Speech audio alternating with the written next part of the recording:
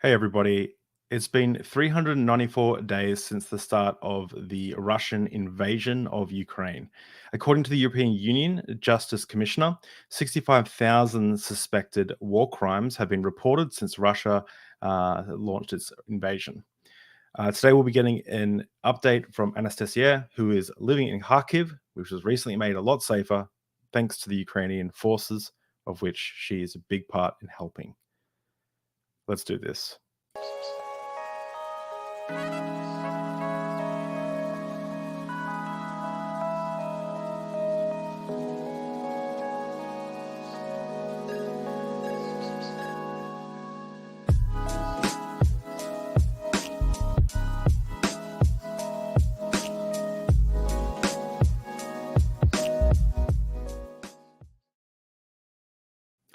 Anastasiya is an honored member of Deep Drinks. This is the third time that she has made an appearance, which is more than anyone else. For those who don't know anything about Anna, she is a Ukrainian citizen volunteering full time in the wake of the 2022 Russian invasion. She's been politically active since the Maidan Uprising of 2013, when she quit studying to join the revolution. She has been documenting the war along with volunteering every day since it started. You've seen her interviewed by Destiny, Vosh, Not So Erudite, as well as friends of the show, agnostic informant Michael Granado. She has been interviewed by mainstream media as well, such as CNN, always advocating on behalf of the people of Ukraine. Anna, along with the rest of Ukrainian people, will not stop fighting back against the genocidal actions of the Russian government, and neither will Deep Drinks. I welcome Anastasiya Paraskevova, my good friend. How you doing? Hello. Yeah, I it was it I was don't you it dare was good. don't you dare tell me that I pronounce your name wrong, because I am trying. I did. Fuck. It's Uh, fine. Better than most, you know. And also, you did a good job with the name. That's good enough for me. A surname is a pretty fucked up surname, I must say. So do not expect people to say it correctly. That would be too yeah, much to ask. Yeah. Hey guys, long time no see. I it's guess been a while, I and got we've new camera and stuff since last time I've been here. yeah, Yeah. there's a lot more. So We have a lot more people who have joined the community yeah, that's since you've cool. been on last, which has been really cool. And also, like, Congrats. yeah, yay, thank you. Um, so yeah, it's been going really well, but and it's funny. Last night I was kind of thinking, like, we have become, well, I feel like you're not just a friend. Like, I really care about you. Like, Thank you. I think about you randomly sometimes, and I'm like, how I hope she's going well, and like, I think it's just because of the kind of conversations we have had. For me, it's definitely um accelerated our friendship. But the thing is, I don't actually know much about you outside of, like, the war. So I'm hoping that today we can touch on the war, get an update and everything, but then we can just, like, chat about, like, you, like who is Anna? Like, Yeah. you know what I mean? Yeah. Um, Well, life is a little bit like defined by war for sure. So it makes sense that this is something you would, talk about.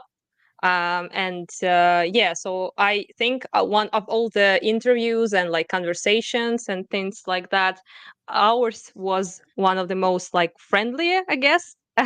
And I do like consider us obviously like online friends. Would hmm. glad would be glad to meet you sometime for sure.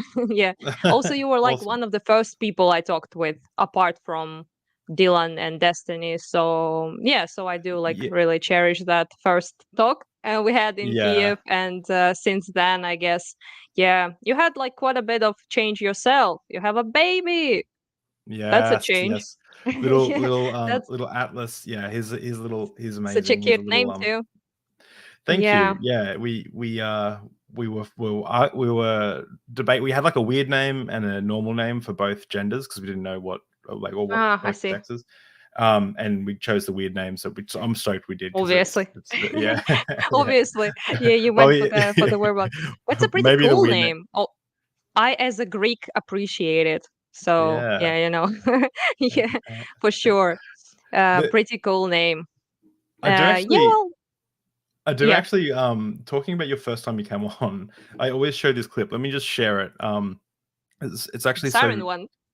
Yeah, yeah, but it's Ah, yeah, that one. Yeah.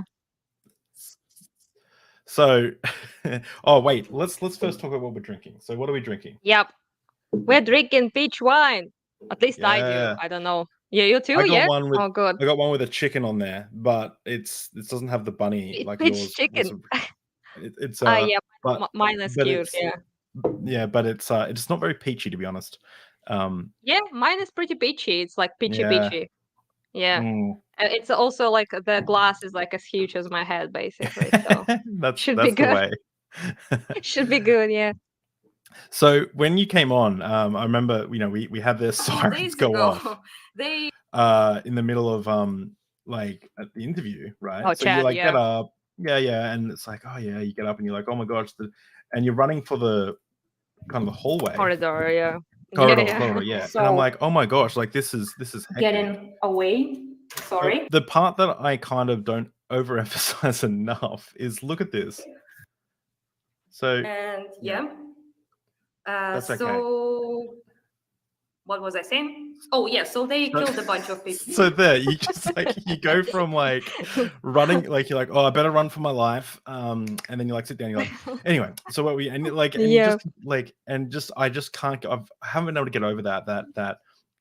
You're. I'm sorry. It's just I understand that it may seem kind of like strange to you, but when you live in like conditions But when sirens are blasting like 5-6 times per day, you just cannot be bothered at this point.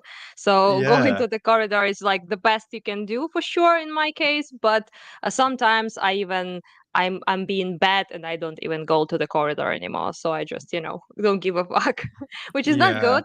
You should go. And yeah, but sometimes it's just so fucking annoying, especially when there's like no explosions and you just thinking like a lying in your bed and it's very late in the night and I have pretty severe insomnia on a good day, so without the war and the sirens. So yeah, so I just laying there like, oh, do I want to get up? No, I really don't want to. Just blast me right here. I just don't care at this point. Mm, So yeah, so sometimes it's a bad thing to do for sure. You should definitely try and go hide if you can.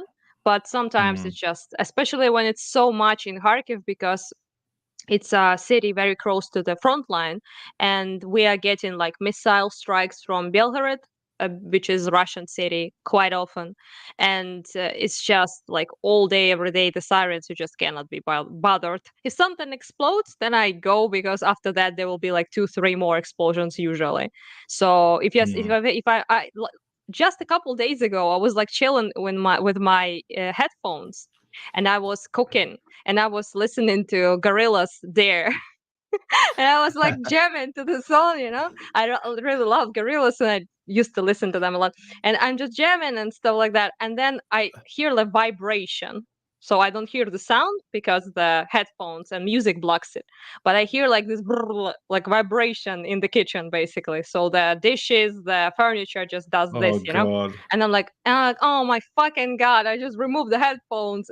My sister yells, something exploded in a much ruder way, but she says that, and she's like, and I'm like, oh fuck, and I go to the core. So it's very like banal. I don't know like how else to describe it. It's very like, and I was like, damn, those fucking Ruski, they interrupted my cooking and my gorilla jamming. Oh, how So annoying. and it's kind of like that at this point. Yeah. And Yeah, I had to like turn off the stove and stop like the cooking in the middle in the process, which is like atrocious, and I really don't appreciate It- that. oh, that's I the would have, worst. yeah, I mean, probably the worst would be actually getting hit by the artillery, yeah, but that'd be the but worst for sure. but the Yeah, but stopped your cooking being interrupted is like second worst, I think, after being yeah. blasted by a missile. Yeah, I remember so that's I had a friend who worked in who was in the army and he was in Afghanistan, I think. And the first day they were on this hill and they had all their armored cars around them, kind of protecting them. And the first day it was like they're all in like gear and like they're all like they're getting shot at every like 5 hours and they're just shooting back and then the people run away and then they and then after 2 weeks they're all in just like singlets, thongs, shorts.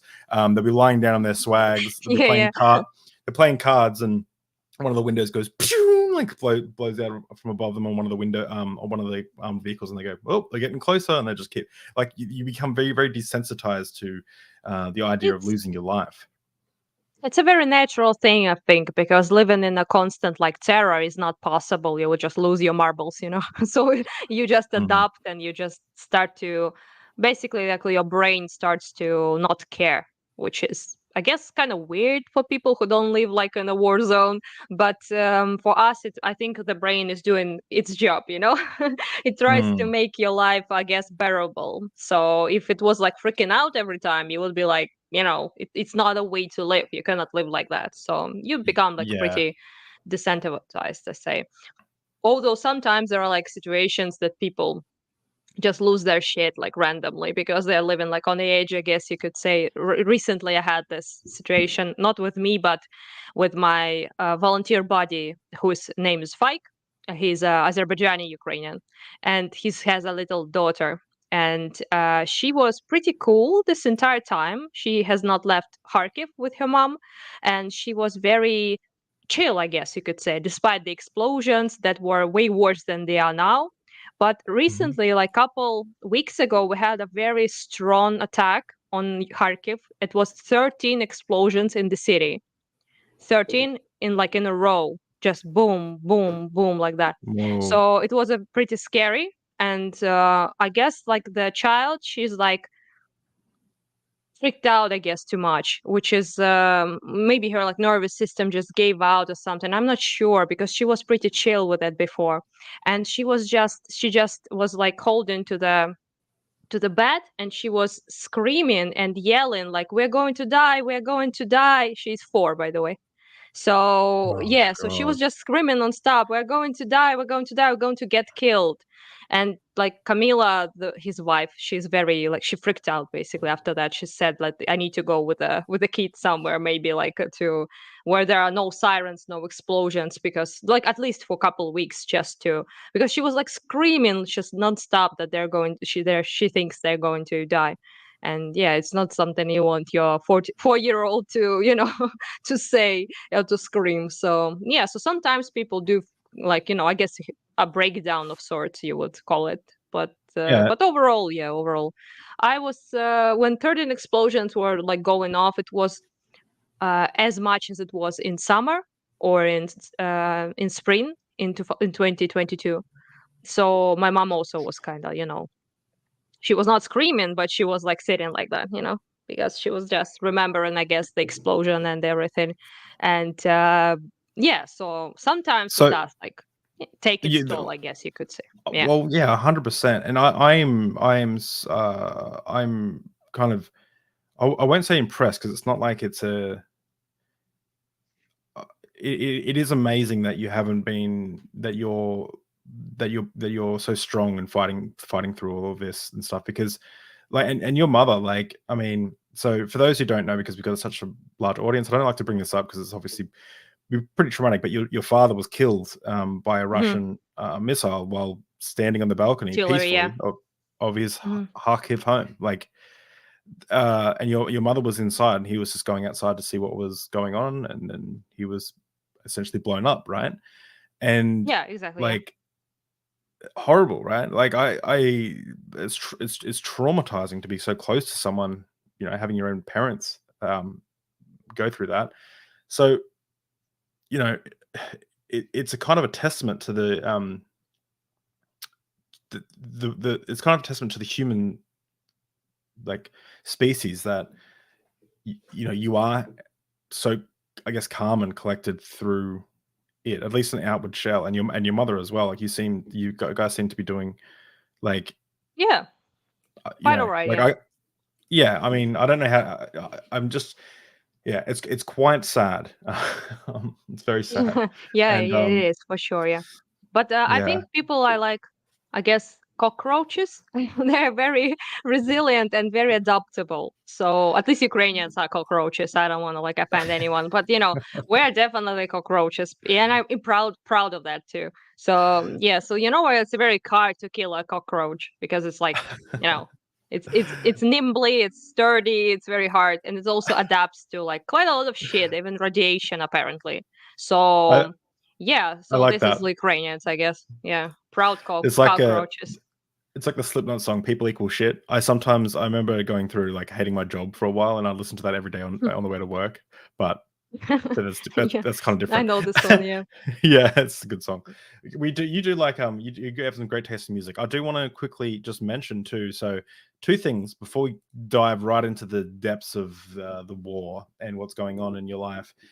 You people go follow Anastasia on Twitter, and you can PayPal her at this email address, and it'll go directly to supporting her volunteering efforts, which are like getting more body bags, not body bags, sorry, body armor, getting more. So this I didn't get No, so far. No yeah, body bags yeah, so far. Yeah. no. Getting like body armor. You're trying to save up. You should soon be saving up for another quad bike, which we'll Endeavor. talk about in Yeah. a second. Um, Hmm. but and so if you want to help support Anastasia, go follow her on Twitter, and you can PayPal her some donations if you feel like it. But something I did Thank want you. to quickly mention is everyone's been on to me about the charity stream. So when we got to 1,000 subscribers, I was going to run a charity stream and raise money. Well, we're going to be doing that, and you guessed it, one of the people who we're going to be raising money for is Anna. I'm still talking about getting some other people, but we will be running a charity stream over the long Easter weekend. It'll be a charity stream that goes for 6 hours and 80.83, so 410 minutes in total. So 1 minute for every day that the war has been going on, or the invasion has been going on. So it'll be a stream. We're going to be doing a lot of fun stuff. I'm going to be bringing every guest that's been on Deep Drinks is welcome to come on, and we're going to be Anna's going to be coming on, of course, and yeah, we'll be raising money for Anna Party as time. well as some other people I'm still talking to at the moment. So yeah, make sure you subscribe to this channel if you want to join that. That'll be really good. Super appreciated, by the way. Thank you, guys, Well, and David, obviously, but he's my buddy, you know. Yeah. yeah. Yeah, I did. So Thanks yeah, a what were lot. we saying? Yeah. If you want to support like my regular volunteer stuff, you can do as David said, like with PayPal. I do quite a bit, and I post quite a lot of it on Twitter, which is pretty much my only platform at this point. But yeah, we raise quite a bunch of for a lot of stuff. So like we're buying equipment, buying vests, buying scopes for snipers, buying vests, protective helmets, medical stuff like hemostatic dressings to stop the bleeding, which is very important. That's something we do regularly. Yeah, and we actually do in fact need. David is showing it, so I'm going to say it. We need a quad bike again. Unfortunately, we bought one quite a while ago, but we need one for one of my best volunteer friends, Igor. He went recently to Bakhmut, which, if you guys don't know, is like the most hot spot. Has been a hot spot for months in Ukraine. Very rough fighting there. Our forces are holding it, but with a great cost to their lives. So he went there, and he didn't take me because he said no, it's very dangerous. I'm like, take me, and he was like, no, it's very dangerous. Like, okay, okay. So he went by himself because it is literally front lines, not just near the front lines, but just the front lines. And he then met the battalion, the brigade, fourth brigade, who works there now. And apparently, what they really need is a quad bike to get to the parts that are completely ruined, like all rubble just from artillery fire, nothing left. And they pick up injured soldiers and dead bodies in the night, or body parts. So that's their job, basically. They go there in the night, not to get blasted, and they pick up body parts or injured soldiers who were left there. Yeah. And yeah, it's a gruesome job, and but it needs to be done because unlike Russians, we don't leave our own, you know. so so they do it despite risking their lives, and it's very hard to get there on the car because it's all like rubble and ruins and bumpy shit. So quad bikes for that is very useful, and I would like to try and get money to get it, which is about Yeah. $6,000. So pretty Yeah. much quite a bit of a sum, let's say like that. So I would appreciate obviously like any help, but yeah, we will try to accomplish that as soon as possible, because I do think people doing such a job do deserve any help. Oh, 100%. It's been wild to see the volunteering efforts from the Ukrainian, just ordinary Ukrainian people who have decided to help, bring bandages, get things to protect, and to stop the pushing of the Russian forces into Ukraine. It's very amazing. There's one little not little, but there's one thing I wanted to quickly show, and it probably won't be quick, but let's just say it'll be quick. Hang on, let me just bring it up. So this gives a good overview for the war. Unless hopefully it's not like Russian propaganda, but I checked it out last night. It doesn't look like it. So the war started I won't say the war, the invasion started in the 24th of February.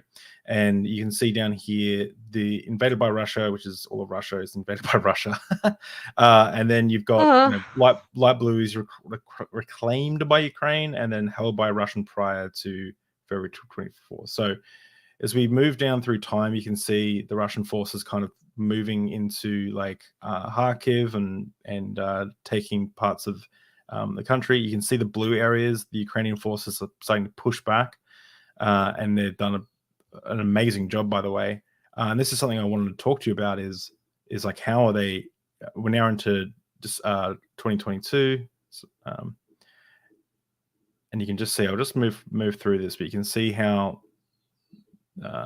Ukraine is just pushing back, and you see there's a huge jump there. Yeah, Kharkiv is just boom. Yeah, look at that. Yeah, boom, liberated. Yeah, quite great. Super liberated, and they're going to keep pushing until Russia has fucked all the way off, which is amazing, including the Donbass region down the bottom here. Yep. Or Donbass, yeah. Crimea as well. Yeah, Crimea, yeah. So the question that I have is how has that happened? Like Russia is a huge military, right? Like how? I mean, and their favorite thing is to bomb. The favorite thing is to bomb civilian buildings, but true, which isn't the best. That's the only thing they're good at. Yeah, they're very great at it. Yeah, give credit where credit is due. They're great at killing civilians. Great at war crimes. Terrorizing. Great at terrorizing, raping, killing children and women, unarmed people. Very great at that for sure. Yeah, mass graves. They're good at digging mass graves for civilians. Yeah, definitely. But like in regards to like how are they? This was supposed to be like from Putin's perspective. I'm sure he would have thought this was over in like a weekend. It's been going on for over a year now. Why do you think that is? A bunch of reasons. Well, most like countries, not just Putin, did a prognosis, like prognosed, that we will last like 3 days or maybe like 5 if we're lucky, until they take Kiev, which, have faith, you all. But because we did not lose Kiev at all, and we, did not lose in 3 days, as you can all see. And most of it is, I think, three like main points you could point out why is that, which is one, I'm as a Ukrainian have an urge to highlight the first is incredible resilience, bravery, and strength of Ukrainian people, and the absolute like massive resistance, massive enlistment of people, just regular people in the army on the day 2, day 3 after the invasion. Lines, like kilometers of lines of people just enlisting. Insane amounts of volunteer work that support soldiers in the best way possible. The people are spending every dime they have to support our army, despite not having that much. So to begin with, so this is obviously our absolutely phenomenal men and women who fight for us and who protect us and defend us now as we speak. So yeah, so this is the effort, the will of the Ukrainian people, and absolutely based giga chad, as people say online, soldiers, yeah, who are just absolutely amazing in every way. So it's the one. And second one is, of course, support of the West, obviously, quite a lot.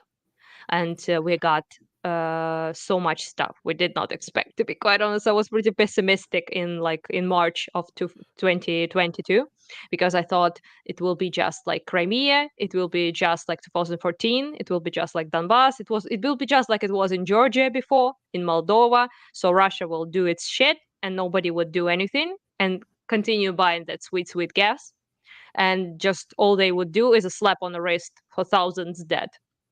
So yeah, hundreds of thousands, to be quite honest, but that's another story. Yeah. So yeah, I thought it would be like that, and it was completely different. At first, people were super reluctant to give us anything, because I think they expected us to be taken over in like 3 days, and why would you arm people and just give those arms to Russia, basically, is what you will do. Yeah. I understand that but then when people in a month and or two saw that how much how effective Ukrainians were, despite not having that much at that point of in terms of like heavy artillery, heavy weapons, nothing like that. So yeah, so people invested quite a lot in our like in helping defending ourselves, which is one of the reasons. And I'm almost certain, considering I listened to quite a lot of how to say it, intercepted talks of Russian soldiers between themselves.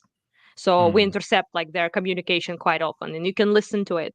And they were shocked at the amount of like Uber-based weaponry we get. Not that the fucking Soviet shit they do use still, but actually like high quality modern weaponry, defense systems, and they did not expect it. They expected, just like I did, that the West won't do shit. So yeah, that fucked them up, and they did not expect our resistance, and they did not expect West to react as they did. So there's two reasons. And third reason, Russia is lame, is the reason. So Russia is very lame. And that whole thing, they are incredibly incompetent as an army, incredibly understaffed, underpaid, there's like low morale issues. There are quite a lot of issues, like the most stupid like command decisions you can possibly like think of. Russia does fight quite often in history just with the bodies, like with the masses. Like they don't care how many of their own people they kill in the process of their expansion of their stupid empire. So yeah, this is just something a practice they used to engage in before. But right now, I guess you can really see just how much of a paper tiger is the phrase, I think, right? They are, because this is something that the world does see, I think, right now, that their second army is not second. No, Is and not even it's close. Yeah. yeah. So this is three factors that, of course, played to our, I guess you could say, being way more victorious than most people gave us any chances to be. So yeah, I think that's about it.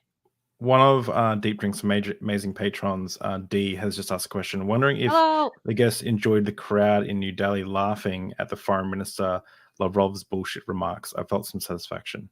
Do you know what she's talking about? Yeah, it's just regular Lavrov's bullshit. It's we call him Lavrov in Ukraine. We call him horse head, because he does look a little bit like a horse. Yeah, it's just a Putin's talking head. It's just you can pick any of them if you like. They're all like insane and spew pure bullshit. My personal favorite is Solovyov, just because of the sheer like dramatic effect he has. He when he talks, it's very theatrical. It's like an exorcism or some shit. Yeah, It's like yeah. he's like performing, for the people. It's like very, when like Hitler, when he gave speeches, he was like, Yeah. blah, blah, blah. He was like very animated. He was like spit flying everywhere. He was like waving his hands. His entire body was like involved in his speech. So this is something that fascists really do like, I must say. So they're like those like Yeah. theatrical performances. So this is something that Russian talking heads from Kremlin do participate in, and I think Solovyov is the best at that. Definitely my favorite I thing saw to I enjoy. saw I saw you on Gnostic Informant Neil's channel, and he had a really Yeah. interesting perspective about this, which is to dive into the religious side of things. And I watched it and I was like a bit shocked, and I went and did some more research. Fuck the Russian Orthodox Church. Holy shit. This guy is my new favorite guy, Yeah. whoever this dude is. Like, Yeah. Yeah. look at his salty little, Ill. like, oh god. Yeah. So they've publicly come out. So this is a church of 90 million members, and they've publicly come out and said Russian soldiers dying in Ukraine will be cleansed of sin. So this is very similar to Yeah. when the Catholic Church pulled, Blessing. gave blessings to, like, pulled apart the Catholic Party to give the Nazis a clear run through the to get elected, and to also say that Hitler's birthday should be celebrated from the pulpit every year. Like, it's crazy. Yeah. And they also said, just as this is what he said. Oh my gosh. Oh, this is what a monk said. Sorry. Just as the one Lord God is the indivisible Holy Trinity of Father, Son, and Holy Spirit, so Russia, Ukraine, and Belarus together are Holy Rus and cannot be separated. Yeah, It's that's like, very common in Russian propaganda. Yeah. So this whole like thing, it's like a triumvirate. It's called. So like three pillars, I guess you could say, of like true Slavic people. Don't know what the fuck that is. It's just Russian, Russian vibe. So it's Belarus, it's Ukraine, and it's Russia, apparently. So yeah, so we are like apparently to them we're like they are the big ones, the good ones. The rest is like shady version. But basically, they compare themselves. They say they are descendants of Kiev and Rus, which is ancient kingdom of Slavic people. And I think you notice the word Kiev in it, but yeah, because it was in Kiev, but and in modern day Ukraine territorially mostly. Yeah, so we have same currency still. Our like princes of Kiev and Rus are basically on our money, on our like currency. The heraldic symbol of Kiev and Rus is Ukrainian symbol, so it's like a trident, like like three pigs like that, trident, trizub we call them. We call it in Ukrainian trizub is our symbol. It was a symbol engraved on coins in Kiev and Rus. So yes, but they pretend that they are basically the descendants of Kiev and Rus and sole descendants, so just them basically, and they are the inheritors of it. So for yeah. them, it's very important to attach Ukraine to them, to Russian Empire, to Soviet Union, to whatever the fuck, to modern day Russia, all the same shit to be quite honest, but with the different flags. But it's just for them, it's very important to have us under them because we are their connection to this ancient history, basically. So without us, it seems like kind of a bit dumb, to be honest, to call themselves the Descendants. So it's might sound like kind of trivial to like Western people, but for them, it's like it's a key point to them. So they really attach themselves to this history, and they want us to be part of it for that reason. Not only that reason, obviously, but this is one of the reasons. And their Constellation church does Pegasus suck, obviously. Yeah. sent a super chat. Thank you so much, Constellation Pegasus. Wasn't it in Finland who embarrassed Russia by wiping their butts before the German invasion? Russia was Yes. militarily Fuck humiliated. yeah. What was that about? Tell us about that. I don't know about that. Well, that's basically Soviet Russia, to be quite honest, not Russia. It was in Soviet Union times. Well, basically, Soviet Union attacked fucking Finland, like this big, this giant, attacked Finland and annexed quite a bit. I think 10% of the territory, and the rest they couldn't overtake because Finland kicked their asses. They defended themselves from a humongous enemy, just humongous, as we do now, basically, Russia, Ukraine. So, yeah, so they managed to kick them off and preserve themselves as people and as nation. And Soviet Russia was forced to declare pretty much sort of like they they actually posted in newspapers that they won, but it's for the stupid people, yeah, for the brainwashed It's Soviets. Yeah, but in reality, they got their asses handed to them by Finland, which Yeah, is why Ukrainians are very fond of Finnish people in yeah. Finland. Yeah, because Russia we relate literally to that. sounds like Russia literally got their ass kicked, and then was like limping Yep. away, saying, "I let you win. I let you win." Yeah, Like yeah, it's just yeah, yeah. it amazes me because you see the same thing. So the reason I bring this up with this my new favorite man in the world, this guy, he's the perfect meme. Look at him. Look at his greasy little head. He Yeah, the reason I bring him up is because you see the same thing happen throughout history. So when the Japanese invaded China and did some of the horrible shit they did during World War II, yeah, yeah. they Nanjing. believed that they were doing and King and when they believed they were working for the imperial the imperial family, which is like the god people, like it's like Yeah. there's always this, and they believe that they were like the superior like Asian race, like so there's a lot of like a lot of like ideas like this that permeate, like we are the chosen ones, or we're religiously entitled to this, or this is a god thing, causes people to do some of the most horrendous shit in the world. Like what's that old quote? Yeah, well, you have to like elevate yourself above others in a way, because this is like a fascist typical thing. You have to Yeah. be like, we are the superior something, like superior Asians, superior Slavic, superior like white people, whatever the fuck, right? So superior something, and after that you can like dehumanize others, and you can understand, like basically attach some kind of like divinity, I guess, to the idea that we are like divine people, and the rest is like are like slaves or need to be annihilated, basically. So this is something that happens quite a bit. And yeah, of course, and if the church is like controlled by the government, or it is like the government, then it's assists such things, obviously, because Hmm. it's a power tool, just as any other power tool in politics could be. Yeah, you Yeah, see the but same thing. Russian church basically like, oh, we bless you to rape and kill and torture people. Good job, guys. It's Good yeah, job. and Go do yeah, that. Yeah. it's ridiculous. The same thing. I don't mean to come down hard on I think many nations, like I don't mean like I got in trouble. Like I got in a fight with someone on Twitter about Japan, about making remarks about Japan. I'm very well aware that Australia's done some horrible shit too. I'm not saying Australia's perfect. We did the same shit to the Aboriginals. It was horrible. You can criticize others without those Yeah, caveats. yeah. It's not Yeah, like it just yeah. yeah. Mhm. So I'm just pointing out, like there's a lot of but it's a lot of nations who do things like this, but it's not yeah. It's the criticizing your ideas, not the whole group of people. Well, the worst thing about it is that many people in Japan still don't recognize it, like what they did, that the that's why I atrocities bring they it up. commit. Yeah, that's the bad part. Not the bad, yeah, the bad part, they done it, obviously, but that's history, Yeah. that's past times. You can forgive that, you can forget that even, but it's hard. It's when people say to me like, "Why can't you forgive Russians?" And you're like what? It's like in the middle of the fucking invasion. What are you on Yeah. about? They did not change that much. So we had like very heavy history with Polish people, for example, right? We have like pretty strong conflicts with Poles, and we have a history with Ottoman Empire, with Turks, with Tatari as well. We have quite a bit of like enemies in the past, but that's the past.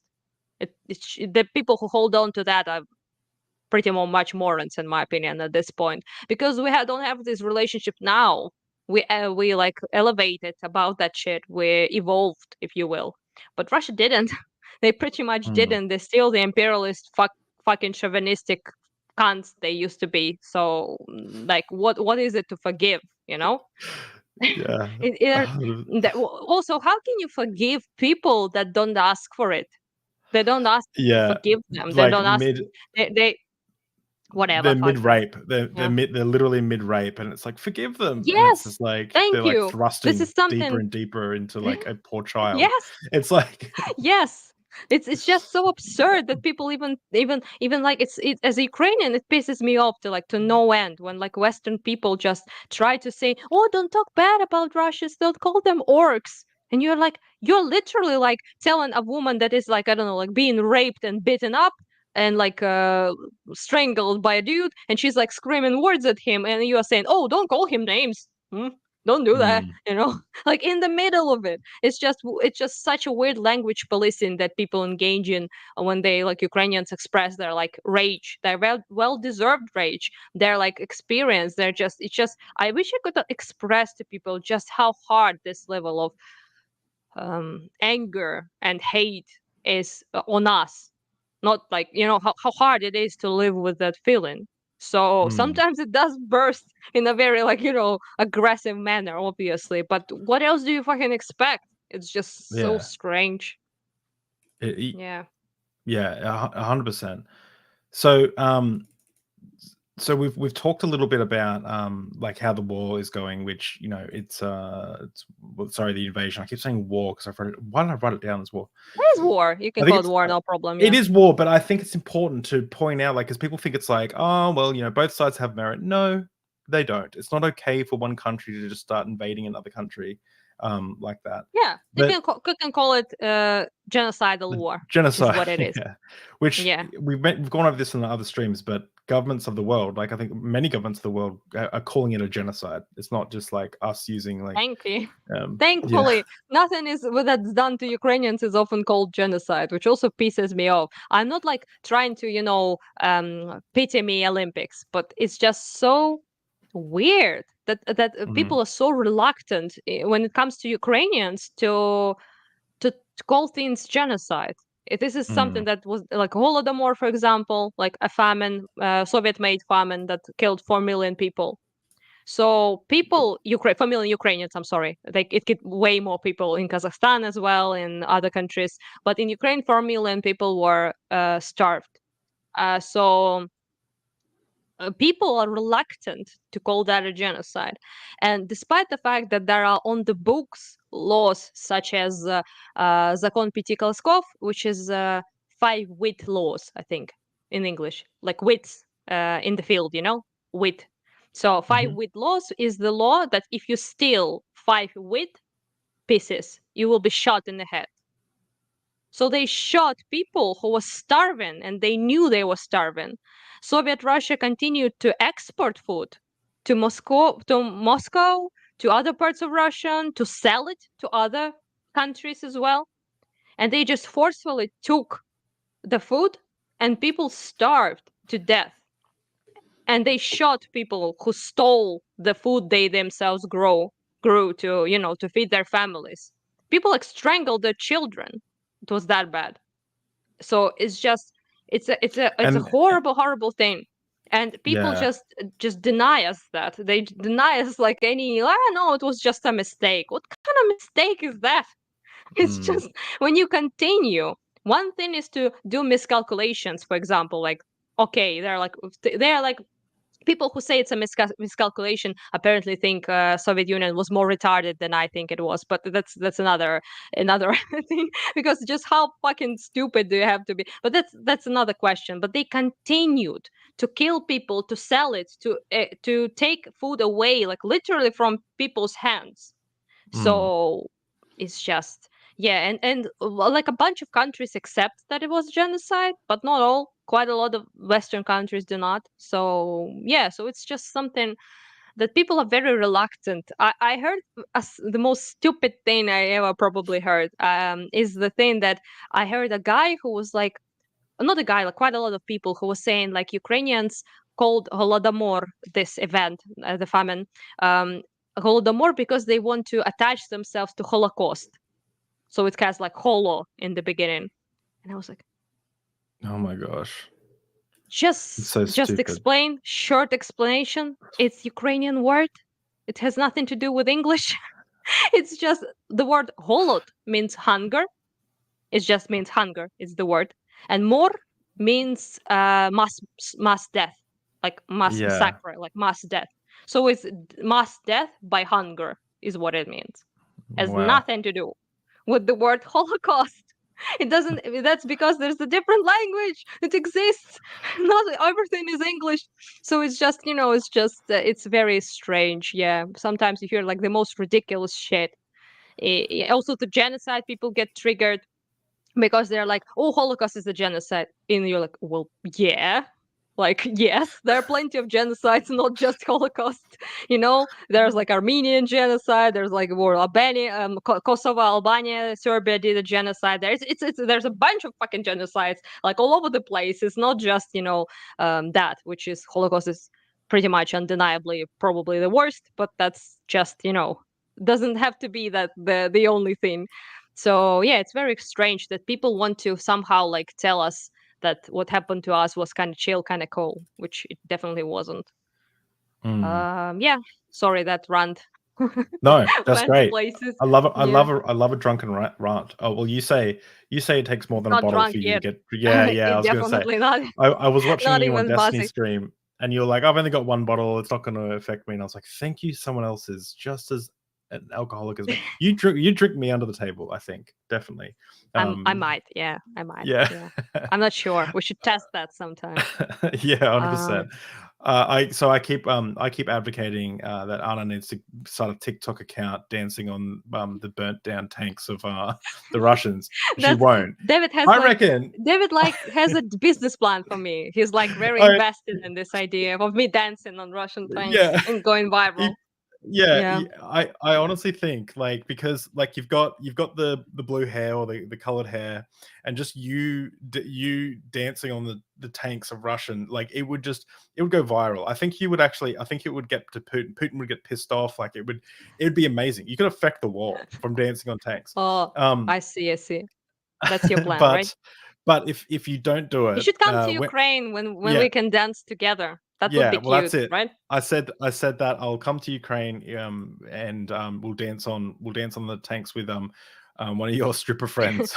Oh, my stripper sniper can join us for sure. The guys probably don't know what we're talking about. Basically, I recently did a fundraiser for our friend, my volunteer buddy Fike, whose child I was talking about before. His one of his childhood best friends for many years is enlisted in the army and is a sniper now. But his previous profession was a striptease dancer, and it is fabulous. Yeah, don't show it. Yeah, he's in the middle. Yeah, so that's something, I guess. And pretty cool, I must say. So we are helping him out with equipment right now, and he should definitely join us on tanks. But I thought, unfortunately for me and David, this would make us look very bad because he's very good at dancing. No, I think you'd be fine. I think I need to lose a fair bit of weight, I think, before I do something like that. But, are we doing it naked, right? We're all doing it naked. Naked doesn't have to be, but it could be more fun for sure that way. Yeah, in underwear, I guess is the best way. Probably. Pretty much. Yevgeny is the name of the guy we just showed you. Could definitely teach us a thing or two about dancing naked. So we should ask him.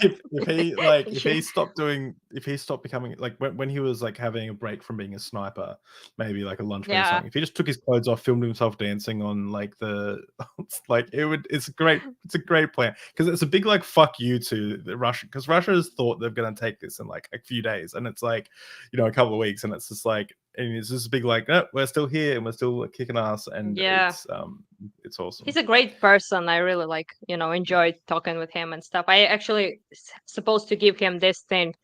It's like a meteor station.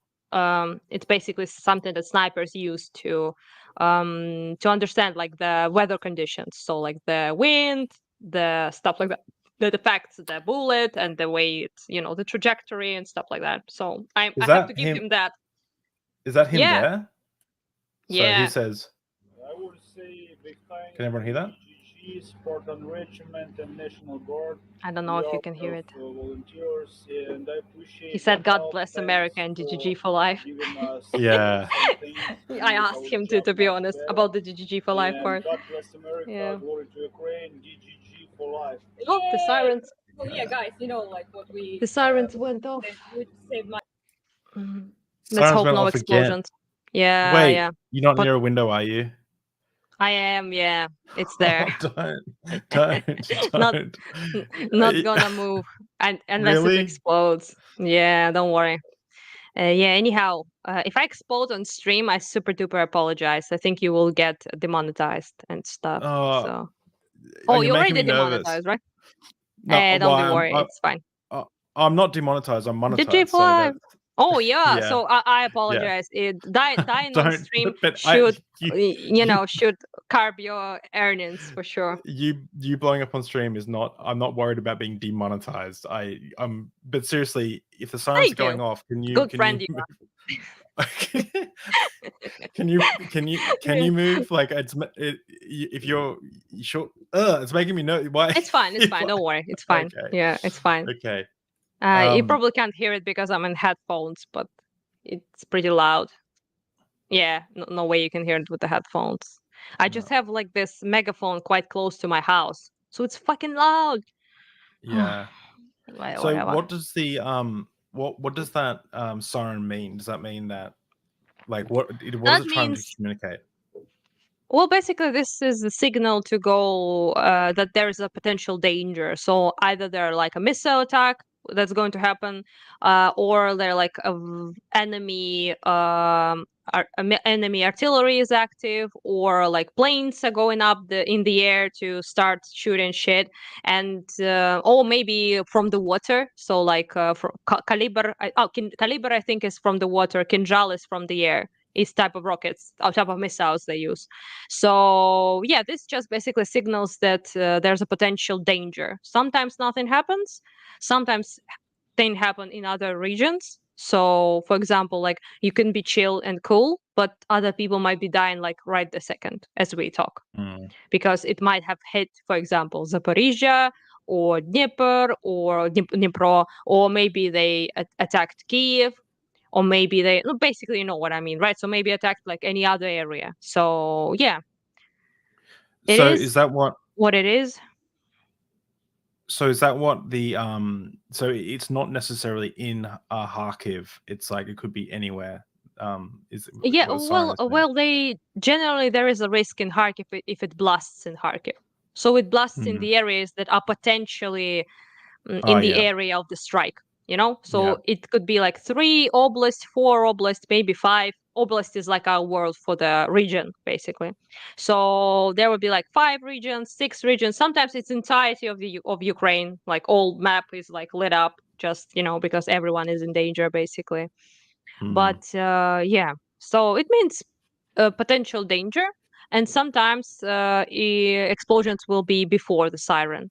This also tends to happen, so it's not quick enough, basically. So Kharkiv is very close to Russia, to Mordor, so you know orcs are close, I so thought you were they saying tend to, I yeah, thought they you were tend saying like to. a Russian. I thought you were saying like an actual Ukrainian. I only just got that you were saying Mordor.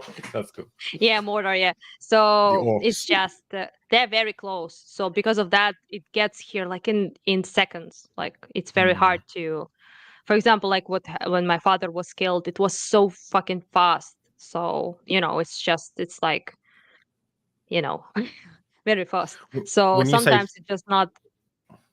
Yeah, fast, what do you mean by that? I mean, when they start launching it in Russia, it gets here like in minutes, in like 50 seconds, in a minute, or something like that. So you will get a message, oh, the launch, and boom, explosion, you know? So Oh sometimes wow. you don't have time to even move, basically, because it's just so fast. We're so close to them. It's like 1 hour ride to Russia from here. Whoa. So, yeah, so, you know. Oh, also, by the way, speaking of Mordor, you can't read it, obviously, because it's, you know, not in English, but this is Tolkien. I'm That's using so it as my cool. microphone stand. Yeah, Yeah, that's so it's, cool. it's the thing. It's pretty cute book actually. It's a good But looking book. yeah, so this is my stand for the microphone. Yeah. So it's a bit higher, you know. Destiny taught me that the microphone's supposed to be a bit Like higher to right your up. face. Yeah. What's Yeah. the one of our patrons has asked a question. What is the power and water / food situation?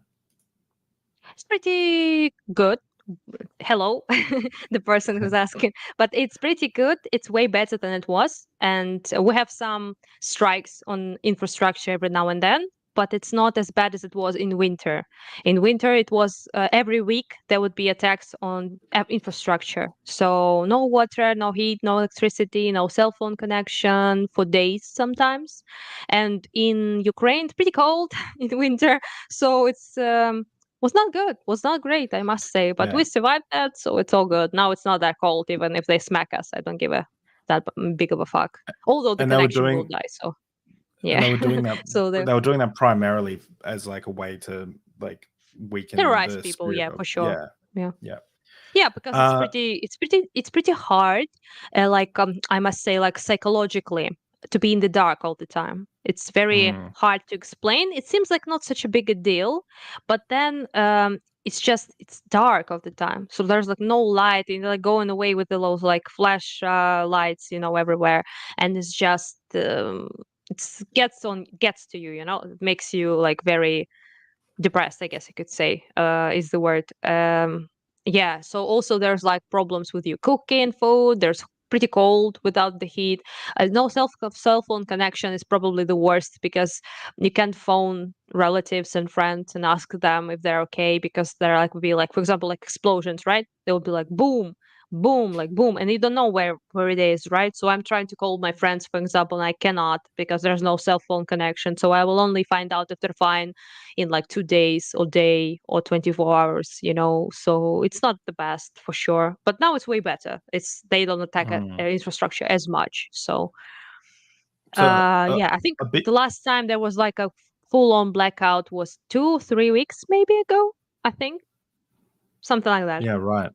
I remember you like so a lot of people ask me like, "Oh, like how do you have your hair dyed in a war zone?" And it's like and one thing that I found super interesting is like in some of the videos you're walking through like broken glass and there are like people just going about their day like going to work and doing like they're trying to just get on with their lives, like live as if they're not in a war zone, but they are in a war zone. Can you talk a little bit about that?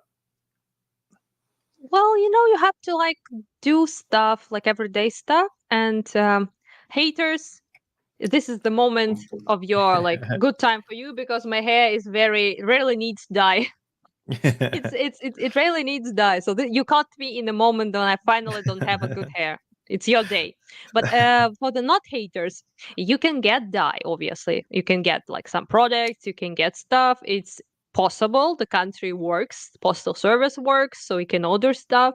It's actually more efficient than apparently in in United States without the war. So it's very you can get stuff for a day or two easily. So it's not that bad. And also people have to live lives. You have Mhm, to do stuff that is comforting, that is normal. So for me, I mean, I used to dye my hair like long time, like since I was 15 years old, basically, right? So for me, it's very comforting to, do it, because it just brings back me to like some sense of like normality. Sometimes I would do, mm, not always, but sometimes I would like do makeup or something, and I feel just good about it, because it just makes me feel like everything is fine for like a short period of time. And yeah, so you do your chores, your like regular shit, because just you have to live. You can't just sit there like war. It's not mm. something you can do. Oh, war, missile strike. It's not like something. It's just I don't know. Like people even ask that, because it's just so stupid for me to think. How do you expect people for a year to like do nothing, to don't enjoy life? We like sometimes Yeah. we like hang out with friends, we drink, we like I don't know, like listen to music. I even play my PlayStation sometimes. Happens when I have free time, which is very What little because I'm a volunteer, but sometimes, what and kind of what yeah, kind it's just regular life. what kind of games do you play? That's the question I have. Oh, I used to be like a huge fan of horror games, which Russians Ah, fucked, I think, permanently, because there's so much horror in my life that I don't want to see it in the games yeah. as well. I used to be a huge fan of Silent Hill games. This was like my main jam. I played all of them. I loved them. And Resident Evil as well is a game I like. So yeah, I was a horror stan for sure. Oh, I think it Oh, lagged a bit. it lagged for a You were second, but it's okay. I think your I like can still see you. video just froze. Oh, really? Hang Hang is it on. me or is it you? Can you see me now? Maybe they attacked an infrastructure and I don't know about. No. Can you? Yeah, I'm chilling here. Yeah, Can everyone else? you Can everyone just else see everything going fine? it's fine now. I think it just froze for like a second. You were just Okay. like that, you know, Oh, it for a does bit that like sometimes. It's that. an amazing Yeah. service that I pay $70 a month for. Oh my gosh, why does it do this? Mm. But Yeah, so this is something I also play RPG games quite a bit, like role play games. Dragon Age yeah, I like really love. Yeah, so stuff like that. Yeah, Final do you Fantasy is have something I grew up on playing, so I do like it. It's old stuff, but I have a tattoo and stuff. I also have a tattoo oh of a Spyro the Dragon. I don't know if you know the game. It's pretty yeah, old. It's like a I know purple dragon. Spyro. Yeah. So Yes, I I used have to be a I have a tattoo there. I used to be an indie game developer, so I taught courses on how to make games. So yeah, Cool. Spyro was up there. Nintendo games Yeah. are up there. I have a YouTube channel where I that has like 17 subscribers, and I have like I just make I like play Donkey Kong 64 and Zelda and like all those old school games. And I'm trying to get through everything, and I'll play God of War, like the Cool. original God of War, soon to learn a bit more to like immerse myself in Greek kind of mythology, as well as like Assassin's Creed and stuff. Because Atlas's name is Oh, obviously Assassin's Creed. I love Assassin's Creed. It's one of my favorite games. Yay. Yeah. I used to play it quite a bit when I was, not in the war. Not in Yeah. the war zone. What about do you ever play any Elder Scrolls games? Skyrim, Mm-mm. Oblivion? Oh, No, I wow. did not play those. The Witcher? Which I did play. Not that much, Yeah. but did play a bit. Yeah. Yeah, cool. Yeah, so like so people go into work, you dye your hair, you're like people are trying to live in like in the war zone, like in like they're trying to live their lives as well as like protect their loved ones and everything. What were you doing before the war? What was your life like? What did you do? Who was Anna? Like where did you work? What did you get up to? I was pretty chill before the war. So I was working in a vegan shop as a seller and a consultant. So this was like my main job. I also did a part-time job, which was writing for lazy American students essays and courseworks and stuff like that. So, in psychology, like philosophy, sociology, stuff like that. So I would just write. A random Ukrainian girl was writing some of the naughty American student works. So that was So my good. like side gig. Yeah, but the main thing was working in the shop. So it closed down, is unfortunately. a vegan shop, is it what do you guys sell? Yeah, food, like vegan foodies, Oh yeah, so vegan goodies, food, like okay. vegetarian, vegan food. Yeah. Mm-hmm. So you like a So vegetarian? I was a vegan for quite a long time. I think 5-7 years maybe. But because of the war, I kind of like dumped to the vegetarian level, which I feel guilty about. But it's just something I had to do because there was no food for quite a long time in Kharkiv. So for 2 weeks, there was like zero food at all. So nothing in the stores. And I had to like eat some cheese and eggs and stuff like that because starving was not the best idea, I think. So that's what I did basically, downgraded to a vegetarian. But I will return to veganism as soon as I'm able to, because right now it's a bit rough as well. But what are the reasons that you're vegan? ethics mostly. Reasons. Yeah. It's That's the same. like I'm mainly vegetarian. I don't have the excuse that you have to not eat vegan, but I mainly eat a vegetarian diet. cool. Yeah. Nice job, you. hey like I think that that's nice to hear, because I think that a lot of vegans are the worst advocates for veganism. The nasty. Yeah. Forget those. Yeah. It's like Don't be a rude like bitch. That's the rule. at one stage Yeah, at one stage I realized I was like vegan and I was an atheist, and I was like, all I need to do is start CrossFit and I'll be the most intolerable person on the planet. Like, I do Well, CrossFit, I'm vegan. Yeah. to be honest, like like I never met a more insufferable vegan than a meat eater who like just cannot get over the fact that you're a vegan. So I Mm, never bring it up, I don't talk about it that much unless I'm asked, right? If a person mm, shows interest in that, then I will of course talk with them. If not, I'm never bring it up. But they would be like, ew, you're like a eat grass and shit, and like stuff like that. Basically start asking stupid questions, like start getting triggered because and I'm like, dude, like just eat your corpses in delight. Just why are you doing this to me? delicious I'm not corpse. like yeah, I'm not doing anything to you. Like it's my choice, it's my decision. Why do you care? Like I don't care like what you eat, don't care what I eat. What's wrong? But they're like just very in Ukraine it's not very often you meet a vegan. So you get Yeah, like made fun of pretty nastily sometimes. But that's just, yeah, part of the game, I guess. I don't care that much to be honest. yeah. Yeah.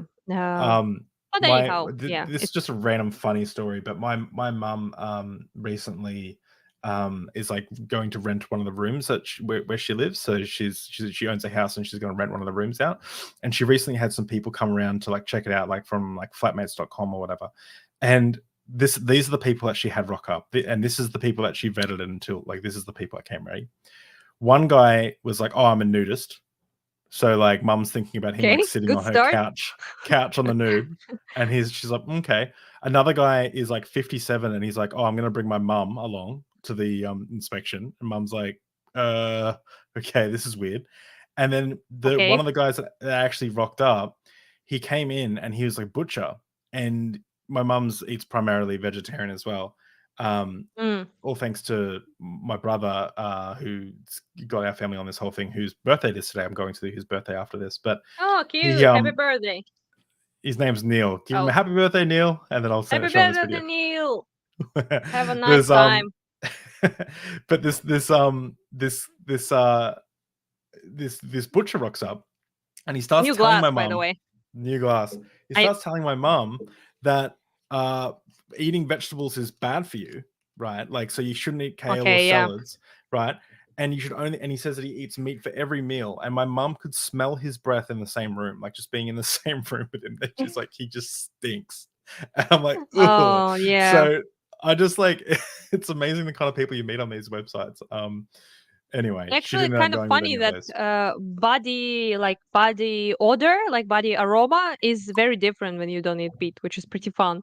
Not many Mm, people like talk about it because I guess it's kind of cringe to yeah, talk about yeah, how bodies smell, but it does definitely like change a bit. So yeah, yeah, in a good way, I must say. So yeah. Anyhow, yeah, it's just it's just I like I said, I generally tend to be like you do you. Basically, I don't like doing any like yeah, runs. Basically, if person yeah. asks me like politely, then I would definitely talk about it. But if not, There's then I just don't do. Yeah, and like everyone's gonna love us talking about veganism forever. Yeah, I As don't everyone know. leaves the Just chat. But drop I that. do Yeah. I do wanna it's such an annoying topic. It's just like, oh, Mm-hmm. I'm so sick of the conversations around veganism. But I do want to talk about this clip that you sent me. It's an amazing clip, right? So you blurred out everyone. Which one? I send you. Oh yeah, that one. Yeah. Yeah. So I'll just play this, and then you can explain what like where you were, what you're going on. But like, this is a video. You had to blur everyone for safety, obviously.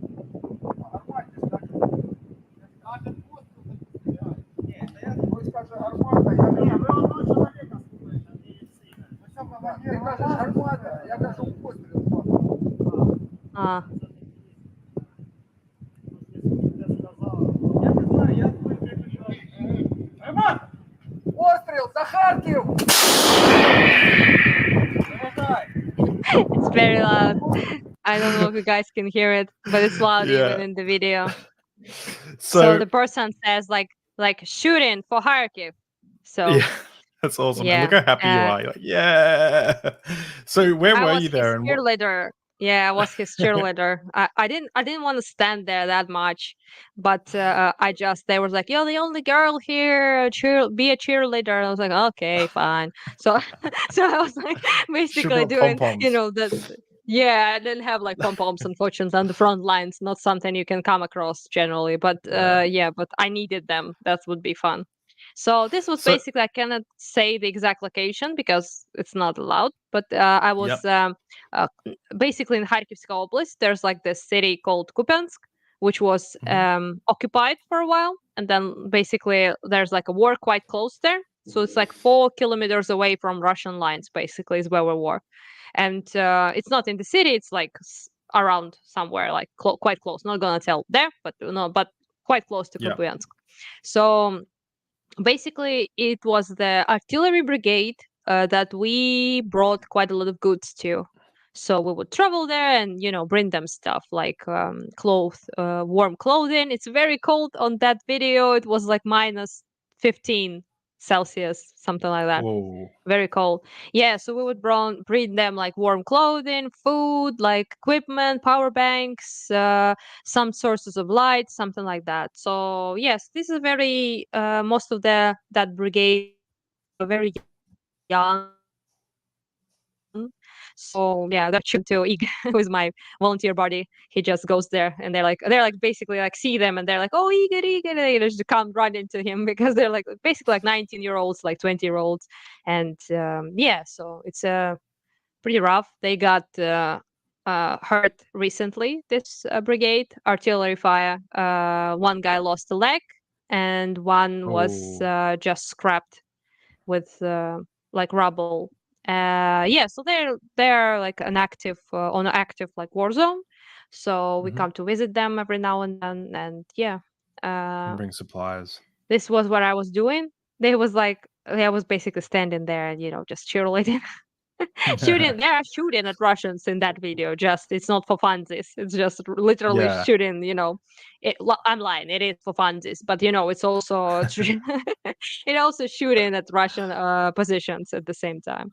I Yeah. actually wrote like on the shell they used in that video GGG, and I wrote and a little heart.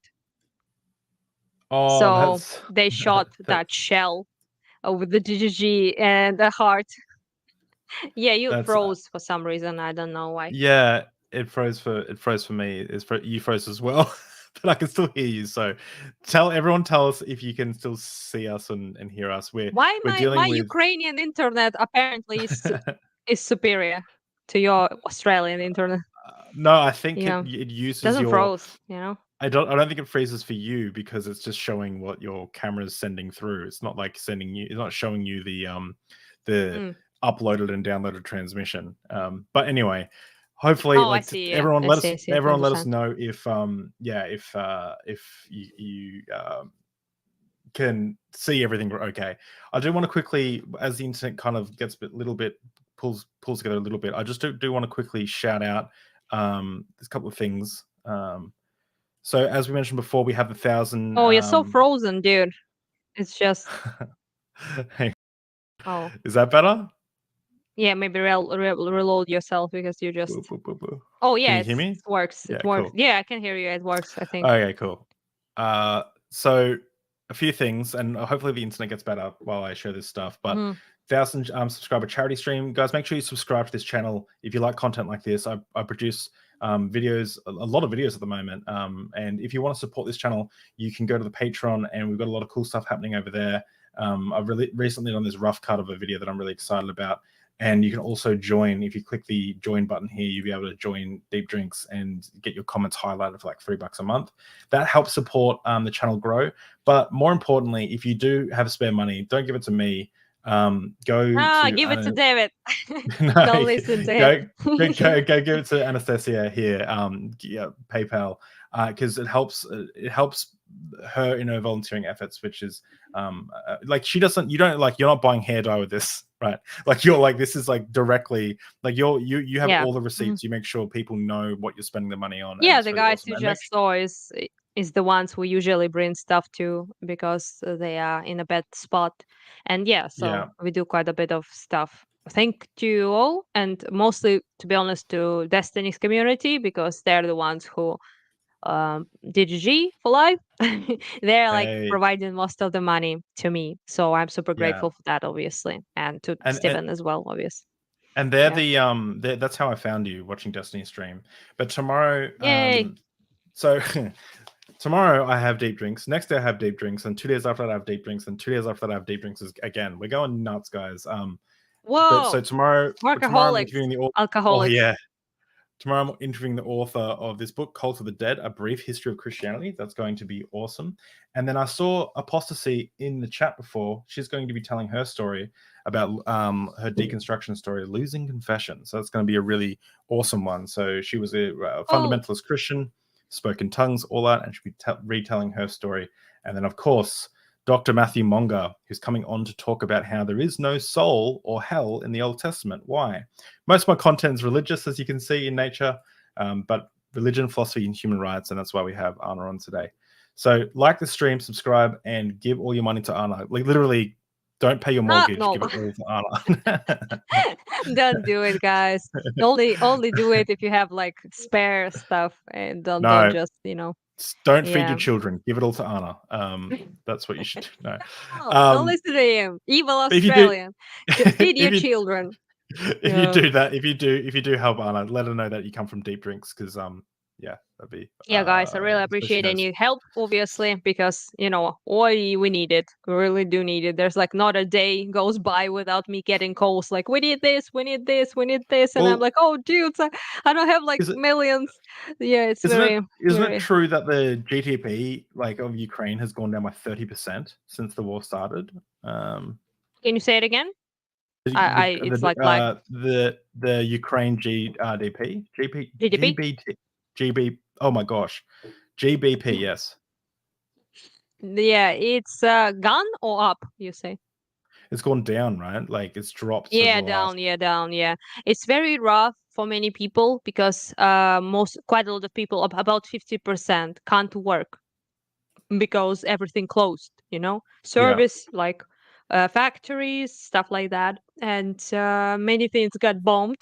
Many things are not working. Like half of my city is not working, like cafes, bars, everything, and it's very rough. Many people don't have jobs. Some that do earn way less than they used to. Also, the prices are 4 or 5 times higher than they used to be. So it's rough for most people, and they still find in themselves to donate to like fundraisers and volunteer organizations, which is awesome, but it's rough for sure. Yeah, it's pretty hard for many people financially. One So of the I guys want who to. actually were like in artillery video you showed, is it's just a story. I think is pretty sad, because he would just see me, and he was like, he was covered in like grime and dirt from the artillery. It's like it like splashes the smoke of like dark shit on you to your face and everything. So they're like all black and with this dust. So I would like try to shake, basically, like, to give him my hand. And he would like, oh no, I'm so dirty. I don't want to touch you. I don't want to like make you dirty. I was like, dude, like make me as dirty as you want. Just, it just doesn't care. I don't care about that. So he basically like afterwards he came to me like when I was leaving already, and they were like, and he was like, oh, can I take a picture with you? And I was like, sure, of course. And I took like a picture with him, and I have it. And he was like very happy about it. And then he was like, I can look at it, right? I was like, of course, do whatever you want, just look at it. And he was like, he was acting like a kid. And I asked him like, how old are you? And he was like, oh, I just turned 19. And I was like, oh. I just wanted to kill some Russians at this moment. So it's just why? Just why? Why is this kid has to be there? Has to be on the front lines? Has to be a soldier? Just why? It's just It's so horrible sad. because, well, Yeah. that's actually a great question. Why? Like, why? What is the reason that Putin is saying that they're doing this special operation, and why do you think the actual reason is? It's pretty simple, just invasion, expansion of the empire, and hate, pure hate towards everything Ukrainian. And yeah, it's a war of annihilation, is what it is. They want us gone as country. They want us our language gone. They want our music gone. They want our everything we have gone, and that's just pure hate. And yeah, it's ambitions, like imperial ambitions, and hate, just hate. And so what's the So reason that what's the actual reason that Putin is giving for this? well, basically, it's like a couple things, but mostly it's like denazification of Ukraine. Denazification. Apparently, there are like, a bunch of Nazis in the in the country just roaming around, and he calls democratically elected government, which is something Russians know nothing about. Democratically elected our government, Zelensky and President Zelensky, he calls that a regime, and he says, and he basically says that there's like a Nazi. Sorry. Oh, fuck. The siren again. Uh, A second. I just want to see if I'm about to explode or not. oh God. Yeah, don't worry, it's fine. Not that big a deal. No, I think we're fine. It's not us. So someone else, yes. So yeah, so basically this is like an awkward moment when you are like kind of happy it's not you, but then you cannot be really happy because it's someone else. Well, anyhow, just the thing is that he calls this like this denazification is something that Russians used for a bit. So, for example, like in a regional population of Crimea was Tatari, and they were also genocided, basically deported by Stalin because he said they're all Nazis. So it's something that they regularly use to basically genocide people, not new. And yeah, anyhow, the thing is that, and also not NATO. So he blames like West, NATO expansion, whatever the fuck. So countries join NATO primarily because they're afraid of Russia. So this is very funny as a reason. And of course, NATO already had borders with Russia. There already were countries that were bordering. It's not like Ukraine would be the first border with NATO Russia has. So it's absolutely fully absurd. Nobody was going to attack them, obviously. And they just used those two reasons mainly to explain their invasion. Also, supposedly the protection. I cringe even saying that, but supposedly the protection of Russian-speaking Ukrainians, which is infuriating to say the least, because I am that Russian-speaking Ukrainian. I speak Russian mostly in my life. So yeah, so they came. The people they genocide, the people they kill, rape, torture, slaughter in mass. People whose relatives, friends, loved ones they kill. People whose cities they level are us, Russian-speaking Ukrainians, in the east, in the south. So they claim that they protect us from Nazis, from our own country, but nobody heard us and nobody oppressed us. So we are Ukraine. We're Ukrainians, even though we speak Russian because we were Russified. Not our choice, by the way. Russian Empire Russified us, and Soviet Union. Ukrainian was prohibited and oppressed. And yeah, so this is something we talked about before with you. I told you the story like about my teacher and stuff like that, I think, at the last time I misspoke. So yeah, so this is very, very insulting to hear. Sometimes I would hear like Westerners talk about it as well. They would be like, "Oh, they're Russian speakers, like Russian speakers in Ukraine, like they're Russians." And no, no, no, no. We're Ukrainians that have been Russified by force, and they use it as an excuse, as we apparently want to be part of Russia, which we don't, which we never did. So yeah, so we voted in 1991 for independence, and eastern regions of Ukraine voted above 80%. So 86, 89%, 90% wanted independence from Soviet Union and Russia. So this is the same now. And yeah, I find it quite insulting, especially the fact that I'm literally a Russian speaking Ukrainian that lives in the very far east of the country. So yeah, yeah, pretty hard. to deal with that sometimes. But I understand, like, some people just don't know, and they need to be, like, told, educated, I guess you could say. But some people are malicious with that, obviously, because they just spread Russian propaganda and Russian narratives knowingly. Yeah, so there's that. Also, it's kind of funny how Russia protects their own, by annihilating them. They liberate, as people always. I saw a bunch of videos of Ukrainians who have been talking with Russian soldiers, Russian occupiers, invaders, and they would be like, "What have you? Why you here? What are you doing here?" And they were like, "Oh, we came to liberate you."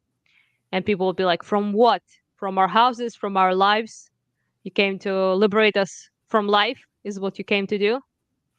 And they're like, just standing there. So they actually think that. Yeah, that's wild. They actually think that they're. Some do, yeah. Yeah. Not all. It's like Most of them know, to be quite honest. It just some do. Some very young ones, maybe in the Russian army. Also, the one that are brainwashed sometimes think so. Yeah, but it's pretty clear. It becomes pretty clear that nobody terrorized anyone here, and everyone was just doing just fine. And I was speaking Russian day to day. Never been oppressed in my entire life, so it's just. We nobody prohibited us speaking Russian, so yeah. But for them, it's important to understand that for them, Ukrainian identity, Ukrainian language, Ukrainian flag, Ukrainian music, whatever it is already, for them, it's already a crime because they want to assimilate, they want to absorb other people. So for them, Ukrainian identity is Nazism. So someone having that Ukrainian flag is already a Nazi to Russians. So that's how they perceive it. Which is we've gone over this like your last two episodes, but no. But there's no Nazi. There's no that. There's a myth that Ukraine is full of Nazis. It is, yeah. One of our patrons said, Sylvia said, "Sweet Anna, I'm looking forward to hear the end of this war. It pleases me that it hasn't crushed you. You're a beautiful soul." Thank you. That's very nice. Appreciate it. And Constellation Pegasus gave a super chat. Thank you so much, Constellation Pegasus. Is Ukraine still considered the breadbasket of the Soviet Union? Yeah, it was. Most of the food was produced in Ukraine, and we were called like the wheat, like the wheat of the Soviet Union, of Russian Empire as well, because most of Ukraine is fields. It's also the earth is very specific. In Ukraine, the soil is called chernozem, which is black earth to translate it, and it is a very specific type of soil. Yeah, it is oily. Yeah. It is very fertile. So there's like a saying, you drop like a seed and it grows because it's so fertile. So it was one of the reasons that empires really wanted us back in the feudal times, because the soil was a currency. It was something that was used, to enrich people. And yeah, so we have been growing stuff. And this is why it's so atrocious about Holodomor, because we were the ones feeding people while we were starving, So yeah, that's true, and still remains true to this day, I guess. So Doorknob had said, "Was that a shell impact?" No, Anna just sneezed. I thought that was pretty funny. I'm sorry. I tried to sneeze that way. Yeah, no, it's fine. I just sneezed. Nothing to be done. I thought it was fine. I just thought his comment was hilarious. Yeah. So yeah, it's funny. Yeah, thank you, dear. As we lady, I don't know. Let's try and wrap up. Now, look at his beard. I mean, I guess. How do you identify a doorknob head? But I didn't saw the person. I do. Do you want to ask? Yeah, look at this. Look at this beard. Like, that's a long beard. Might be a dude. Yeah, he's great. Dude. So you said to me, I can give you some crazy. I can tell you some crazy stuff. What happened since that's happened since we've last talked? Is there anything else that you like? Any crazy stuff that you can tell me about? A bunch of crazy stuff happened. Like, I bought like a generator, incredibly expensive, for $12,000, thanks to GGG mostly. To my a very interesting person who is like a secret hacker, basically, like secret agent. He works in defensive services of Ukraine. So that was pretty cool. Yeah, some stuff that also happened was that this was like this crazy attack. Like I told you about 13 explosions in the city, and one of them were extremely close to my friend, and he was like filming it from his window. Basically, he was like, "Look, shit is exploding," and I was like, "Go the fuck away from the window." And this was like the conversation. It's a regular life, you know. One of the like crazy stories, I guess you could say, is my neighbor, like on the floor below me. She had to get an surgery on her foot. There was like some, I don't know honestly how to say it in English, but there was basically like a problem with her like vines and everything. It has to be like well, basically there's a pretty serious operation, like a lot of like deep cuts and stuff like that. So Mhm. when she was doing this operation, there was an outage, a blackout. So she was in the hospital, Oh and they were no. operating in the dark with like flashlights on their like heads, trying to do this operation. It's such a story, you know. And then after the operation, she walked home for 2 hours by foot because metro station did not work, underground did not work, and you could not call a taxi because cell phone connection was not working, nothing was working. So this pure poor lady was walking after the operation on her leg with like immense pain home by foot. Is just something that, Oh you know, god. regular people just deal with because this is just how it is. So people like performed operations, surgeries on like heart surgery, brain surgery, like literally with no light, with no electricity. It's pretty rough sometimes for people, obviously. Yeah. My friend got Mm. stuck actually in the elevator when there was a blackout for like almost 20 hours. Not Whoa. fun. Did Yeah. that's horrible. Did they have to like go to the toilet in the because that would be the worst part, I think, is like being stuck there. Well, he was like, you know, holding it in. Let's put it like that. Uh, yeah, it was pretty rough, and you have to like also understand that there was zero light there at all, so no internet connection. Cell phone died at the process, of course. So it was like a complete Oh, darkness in the elevator for like many hours before that would people, have you know, been noticed that. terrifying. And then thinking like, what if someone doesn't notice me for days? Like that is Yeah. scary. He was pretty chill, you know. He's Ukrainian, so He's exactly. yeah, Uh, yeah. He was another he was like a bummer, you know. another another Patreon supporter. The guys, all the guys from Patreon are over here. Thanks guys for checking out the stream. Thank you for updating us on the war. Yay! It's so Thank much you. more real when someone directly affected by this gives their testimony. Thank you, Skeptics and Thank you. Scoundrels. Great channel, by the way. I'm going on Skeptics and Scoundrels soon. You guys should go subscribe. It's a great channel. That's cool. Um, Thank you. yeah, he's Yeah, so that's like some of the like weird shit I just comes to mind, you know. Well, to be quite honest, my life is quite a bit of a weird shit as it is. Do So you there's like like plenty of weird stuff.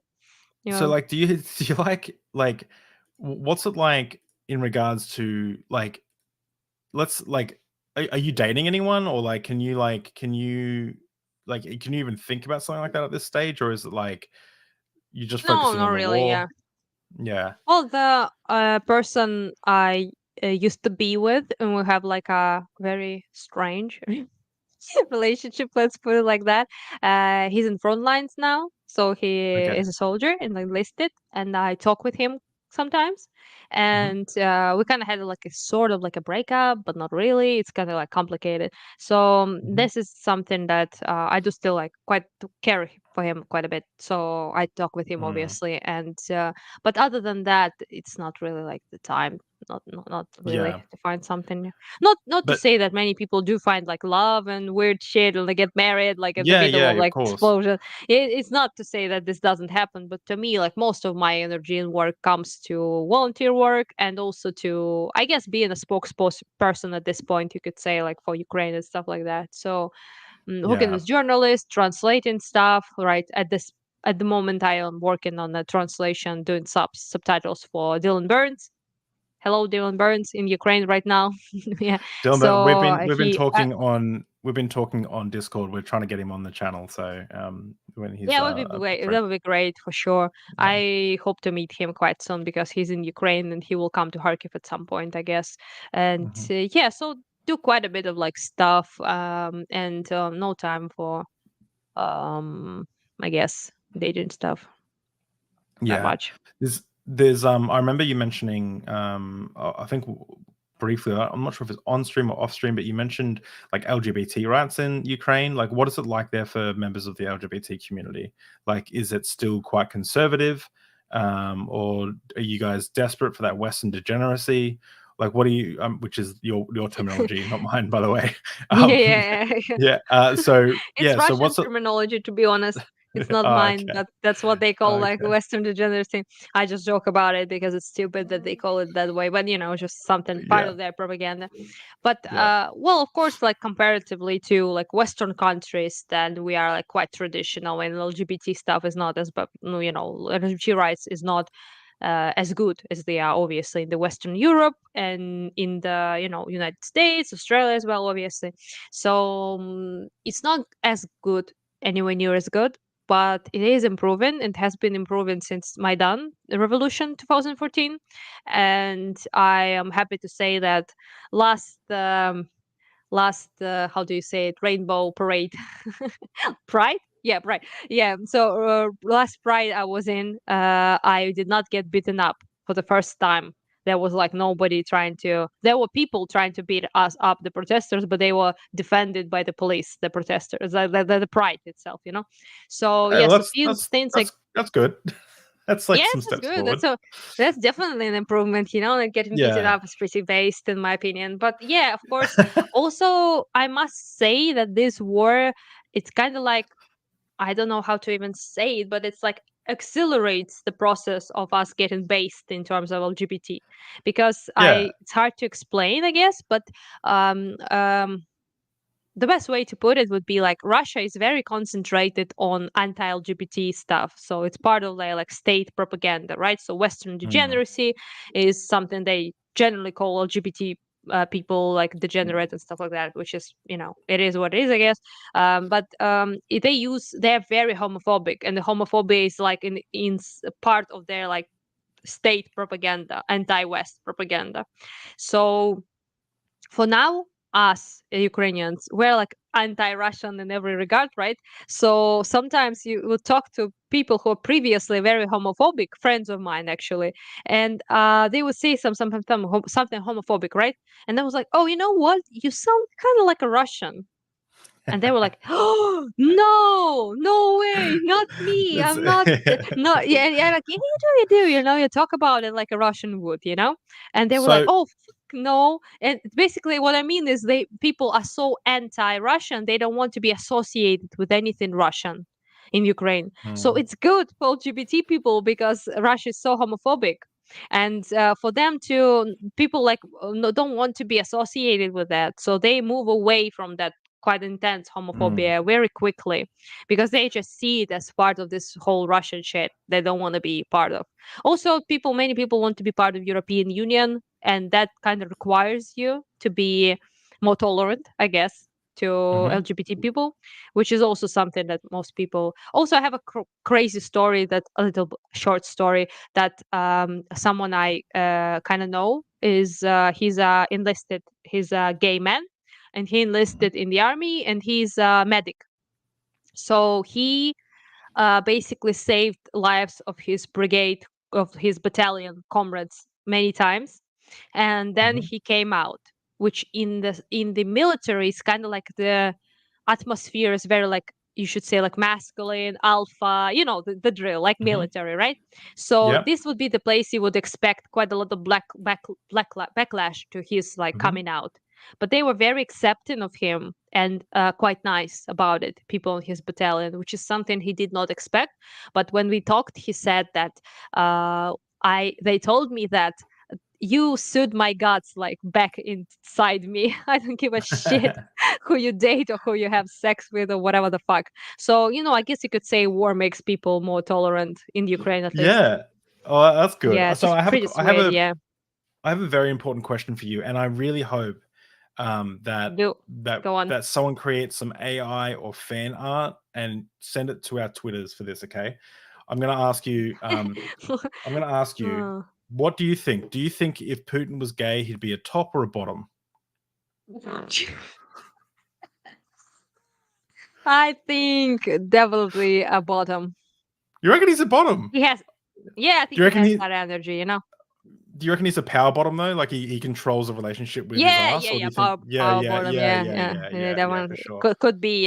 Yeah. I could see him like being that, you know.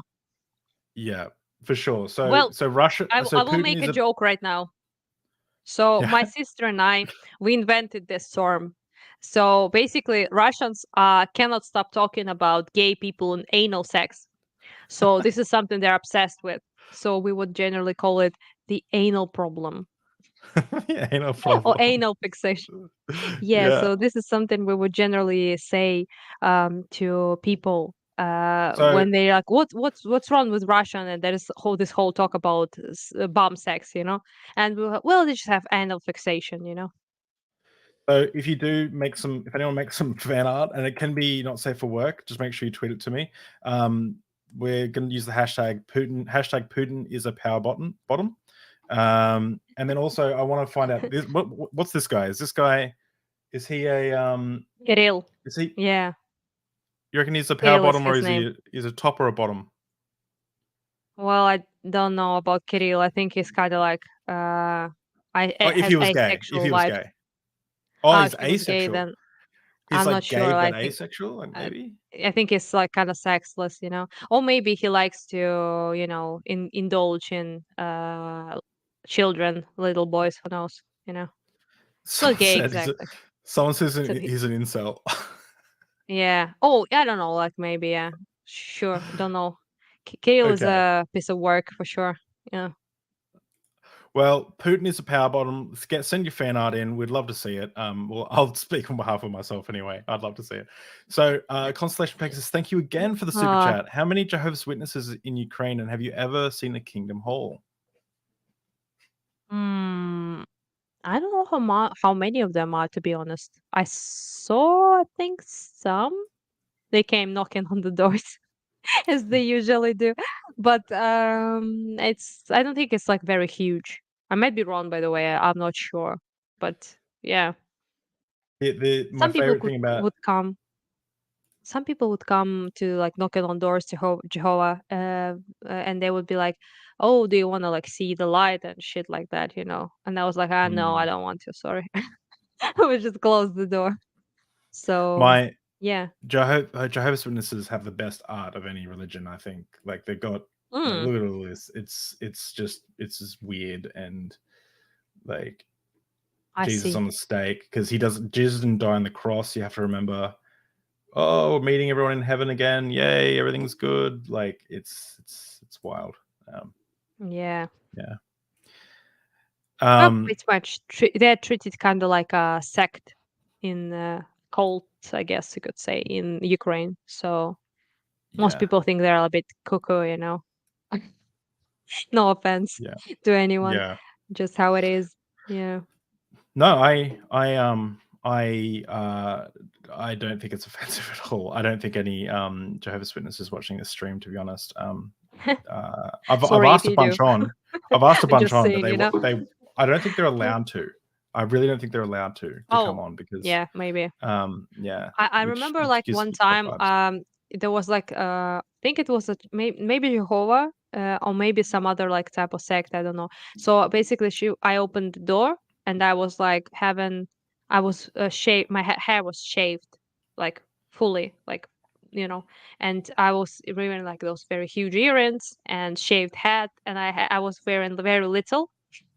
So my tattoos were like have quite a lot, were like on display, and I opened the door and she was like, oh. It was very funny. Yeah, so she didn't want to like talk with me that much after that, and I was like, what do you want, lady? And she was like, blah. She basically ended up saying I will go to hell anyhow. So Oh, it's not fun. really?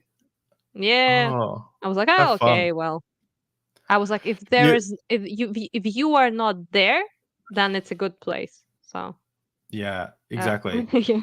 I don't Yeah, want to be wherever. Yeah, I don't want to be wherever Ted Bundy is and where everyone else. Yeah, like that is. for sure. Yeah. I remember so you were sending me stripper videos of your friend, and then you're like, I accidentally might have sent you nearly sent it to Oh, it's like an elderly person who it's prays just for you. yes, it's just yesterday, I think it was, right? Or something. I just was sending, we were talking with David, and I was like sending him stuff, and I sent him some videos of that stripper sniper Evgeny that are much more risque than the ones I posted. This was Yeah. basically him in the dog mask, like getting whipped by a girl. So like BDSM shit. So there's like a messenger, there's like sent to like a person, right? When you send stuff. And there's like a list Mm. of people you can send it to. So I basically just almost pressed to the older person. He's like in his 60s, I think, who messaged me a couple times after I appeared on CNN.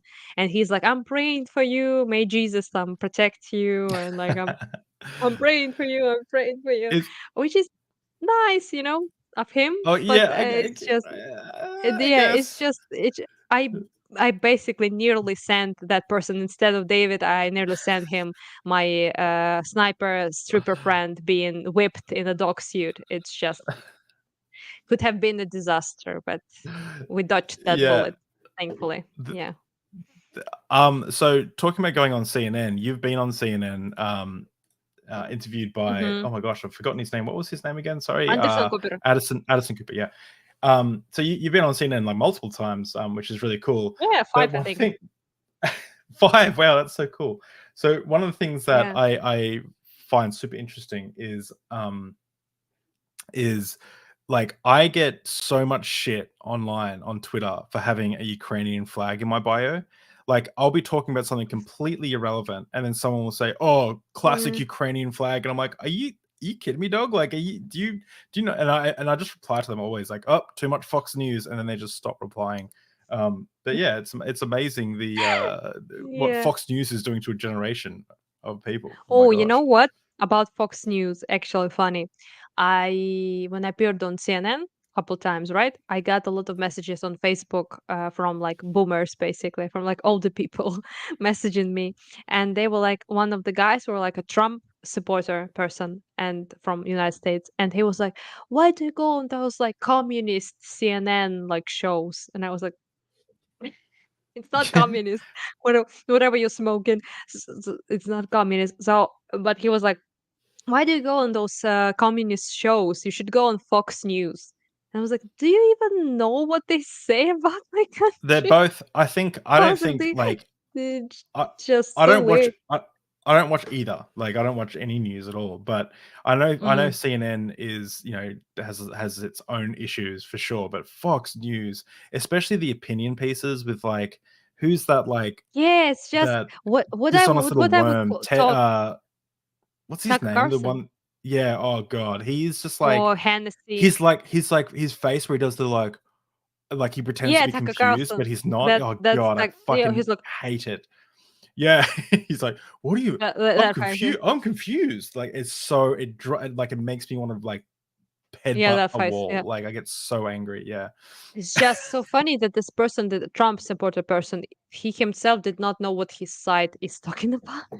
So this Mm. is very funny. And he was like, go talk with like Tucker Carlson. And I was like, what will I talk with him about? About me being a Hunter Biden hooker or something. I don't know if you know It's this a, story, but they're basically Ukraine, Hunter Biden, whatever the fuck scandal. And it was like just like Ukrainian prostitutes or something, like basically. And I was like, oh, what will I talk with him? was it a It's just Ukrainian so weird. prostitute? Yeah. Also the Prostitutes. money, they like were like involved with Ukraine basically in a way, but which far right people Okay. and right and conservatives make like a huge deal out of for some reason.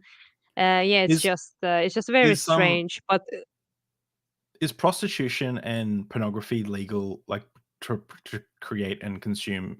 Is that legal in Ukraine, or is it prostitution definitely not. But okay? porn I think is, yeah, but not quite sure. Consumption is for sure, but creating, I'm not even. They don't even know, to be quite honest. But I think it is. Might be wrong, but prostitution is illegal, definitely, 100%. Okay. Yeah. No, it's just such a thing because basically there's like a fetish for Slavic women and specifically for Ukrainian, Russian, whatever the fuck, right? So it's very similar to Asian, like fetishization, fetish stuff that many people have in the West. So sometimes I would, when I was quite younger than I am now, I would go to like countries as a tourist, and when people learned I was Ukrainian, they would assume I'm a prostitute, which is Oh, very, really? yeah, which is very sad because when there was like dissolvement of Soviet Union, many Russian and mostly Russian, but also Ukrainian and Belarus women would go to do sex work abroad, and their Yeah, I've stereotype, heard. was born kind of, the stereotype of if you're like a Russian sounding name or you speak Russian or something, then you're a prostitute. Which is no longer Yeah, a thing that much, yeah. but back in the day it was. So I think I was in Turkey, and when people would find out, they would try to give me money. Oh, So really? weird. Yeah, I was like, no, no, Oh, no, no. Yeah, no, but they would like do it basically. So it's a stereotype, but also like very like macho. I would say it's like a fetish, I guess you could say, for like some yeah. Slavic waifu. It's you know the yeah, anime yeah. meme. Yeah, so this is just something like people think people like Andrew Tate, if you know who he is. They Oh, would yeah. Do I know also Andrew like, Tate? yeah, they would also A like beautiful, beautiful make this man. yeah, they would make this He's really good stereotype advice. true. Sorry. uh I mean, like about Romanian, Yeah. Ukrainian, Moldova, Well, a lot of Eastern European people like me, right? So they would make those stereotypes about us, I guess, that we're like submissive women, like traditional women or something like that. Because I guess you could say we're like a little bit more traditional, maybe, in than mm, the Western people. But it's just, he just furthers this already existing stereotype, which I personally really don't like. mm. And yeah. Yeah, I think, and I Not to think there's mention potential sex trafficking shit. That's, yeah, well, that's what I was going to say. another story. There's a huge conversation to be had around, I'm definitely considerate because I've been a viewer of adult cinema in my time, once or twice, That's fine, and yeah. it makes me, thank you for your permission. No, it makes Godspeed. me. It's like it's one of those. I think there needs to be a conversation around consent around because a lot of the you get really like poor nations like Romania, and who get girls get like flown in and they've got an opportunity to earn Yeah. thousands of dollars, It's a huge feed their problem. It's a family. huge problem, Yeah, yeah. Sex it's trafficking is quite a lot of sex traffic victims are from Eastern Europe, which is yeah, a and thing. It sex truly is a thing, yeah. and the best thing that the Andrew still in jail Tate thing has taught us is that sex trafficking has taught the general population Drink is to sex that. trafficking isn't just like grabbing someone, putting him in a Yeah, of sack, course.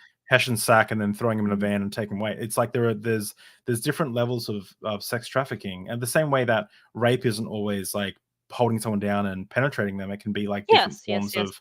of Yeah. sexual abuse and stuff. So um and My there's friend, for degrees, of course. example, sorry, my friend was actually trafficked, sort of like that, like Andrew Tate Oh, was doing. okay. So it was she was from Donbass, and when the war broke there in 2000. Oh, are you okay? What happened? I just like snorted. Oh no!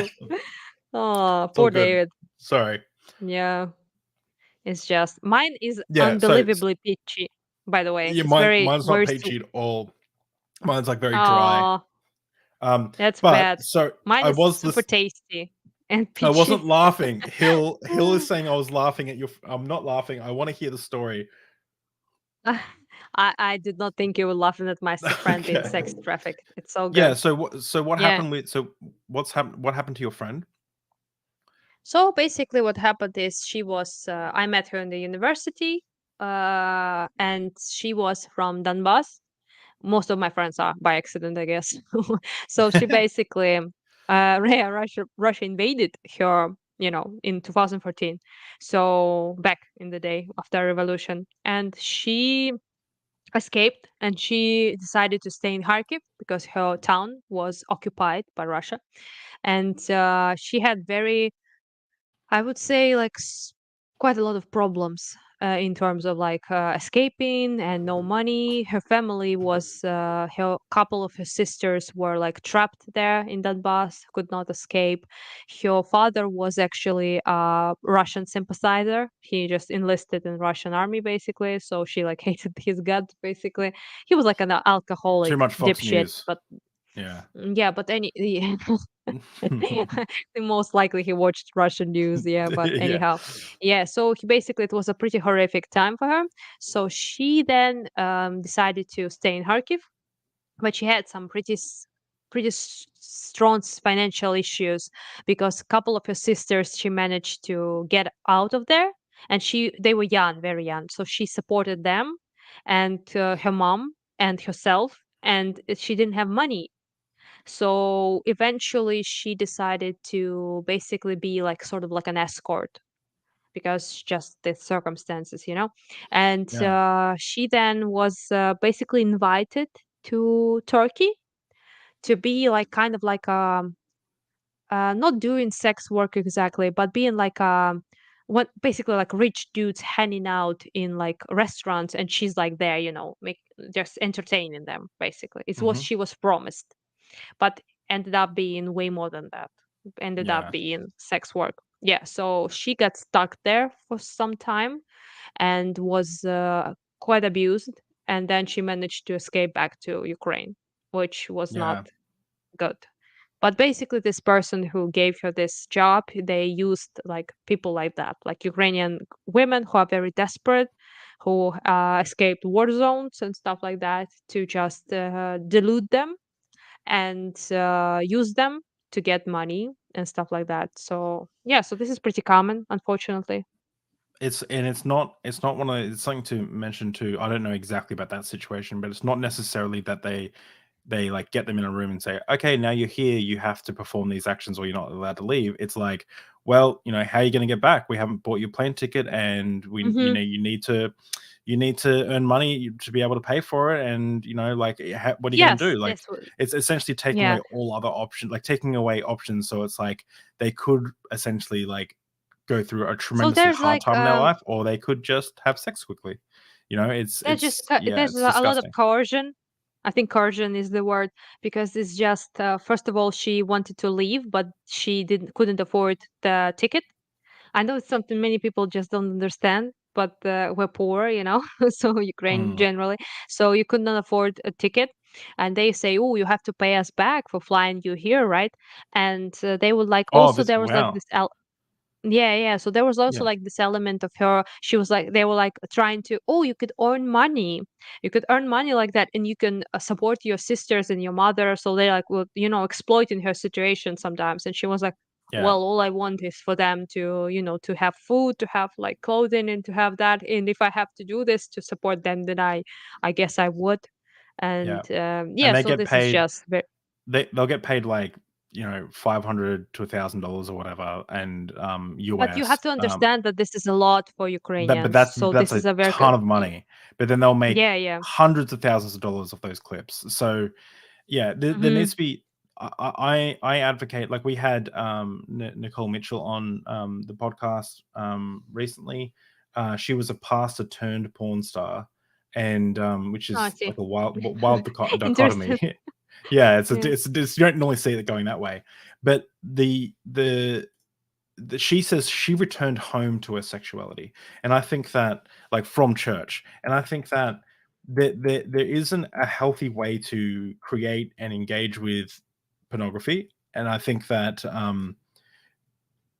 the whole process should be pleasurable for everyone involved. People should be able to express themselves, Yeah, definitely. Yeah. entertain, do the work like it's work, um, I'm and not like, then yeah, but where the problem is that there needs to be a conversation around consent, around utilization of like poorer people in poorer countries, not just women, men as well, but mainly women. Yeah, of Let's course. be Yeah. real.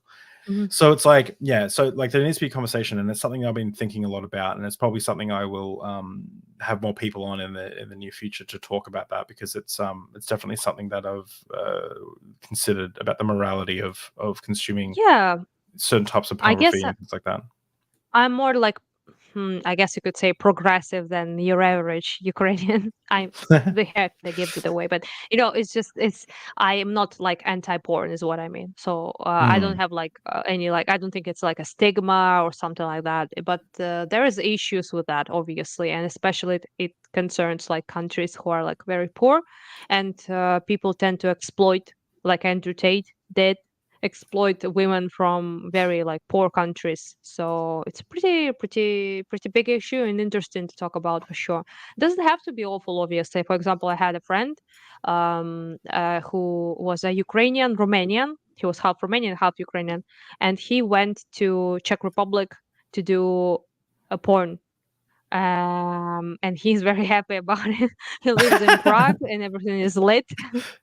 he's very stunning, like beautiful person. Yeah. So they like basically invited him back in the day, and he was talking to me. He's a friend of mine, and he was like, should I go, like should I was like, it's a legit company, there's like a top-notch gay porn in Czech Republic, I must say.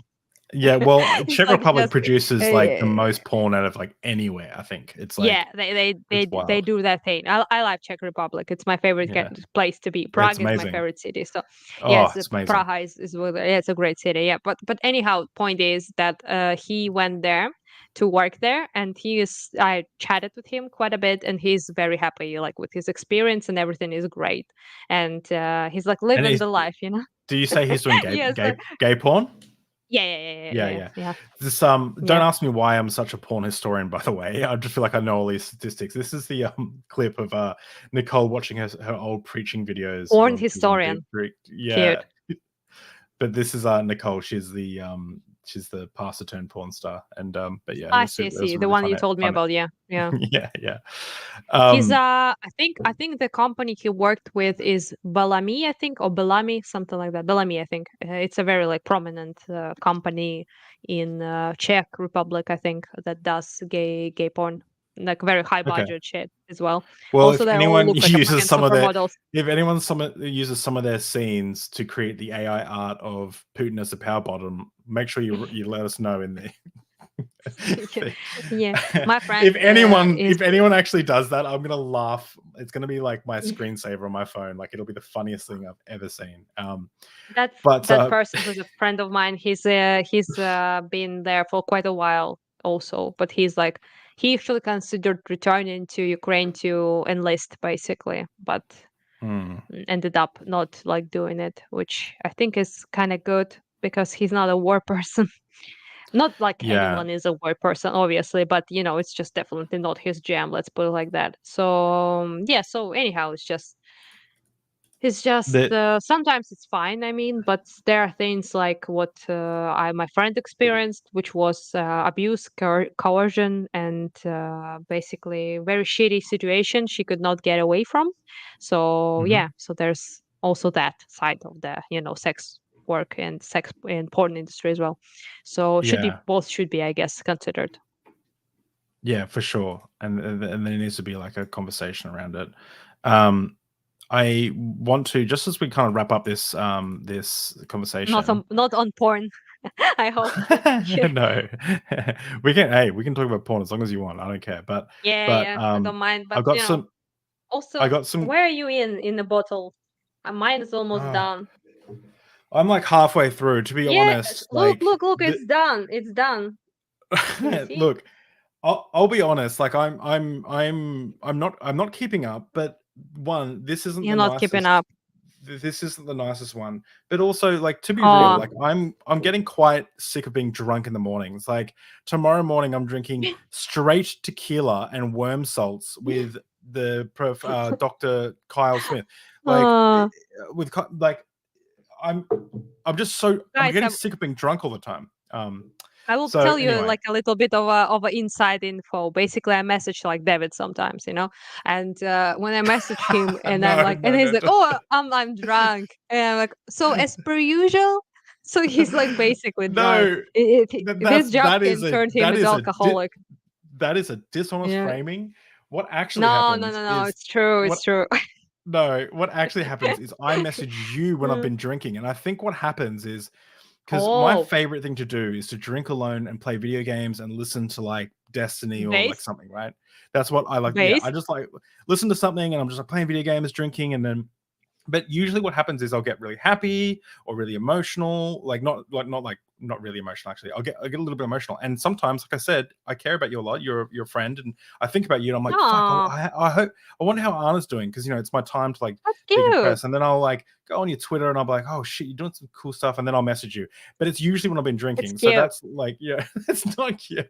Hey, I'm not an alcoholic, all right? Excuses. Excuses. but but so you've got there's Oh, all these that's photos me with that the that was me with the gratitude list I received from the can you show that picture? It's like podяка means like gratitude list in Ukrainian. oh So yeah, so you can read it because it's in Cyrillic, obviously not in Latin language, Latin letters. But it's a gratitude list I got from the Scout battalion and the commander of the Scout battalion because I got them a bunch of stuff like scopes and stuff like that. So yeah. yeah, so it was very sweet of them to make a proper gratitude list for me. It says like basically that we appreciate like Anastasiya and her work, and we feel like she's on the front lines with us, which is pretty cute. That is awesome. Someone said a very entertaining comment. When you finish the bottles, the first to cram it in their asshole gets a prayer from Jesus. Well, thank you, John T. I have no idea what's wrong with you, but I like it. This is Okay. this is Cheers, dude. Yeah. this is a cool photo. Oh, that's me. That's me and Igor. No, this is a cute photo. This is like me and my buddy Igor. He's like my new father, basically. Which Yeah, sounds yeah, kind of like he's like a father figure to me. And it's me and him standing. This is like a HIMARS. HIMARS is like a weapon that we use quite a lot from United States. It's like basically like a carcass of the HIMARS weapon thing. yeah. Basically, as we're standing there. And you got This is one of his dogs. He I has a love bunch that. of those. That's so Yeah. good. You think of like a German Shepherd or like a really brutal dog, and Oh, you got it's this like how do you call that shit? I forgot how it's called. Chihuahua. The breed. Yeah, Chihuahua. Yeah, Chihuahua we call it, which is same Yeah, thing. Yeah, yeah. she's like a very brain dead but cute. Yeah. I love that. Oh, that's You Spike and me.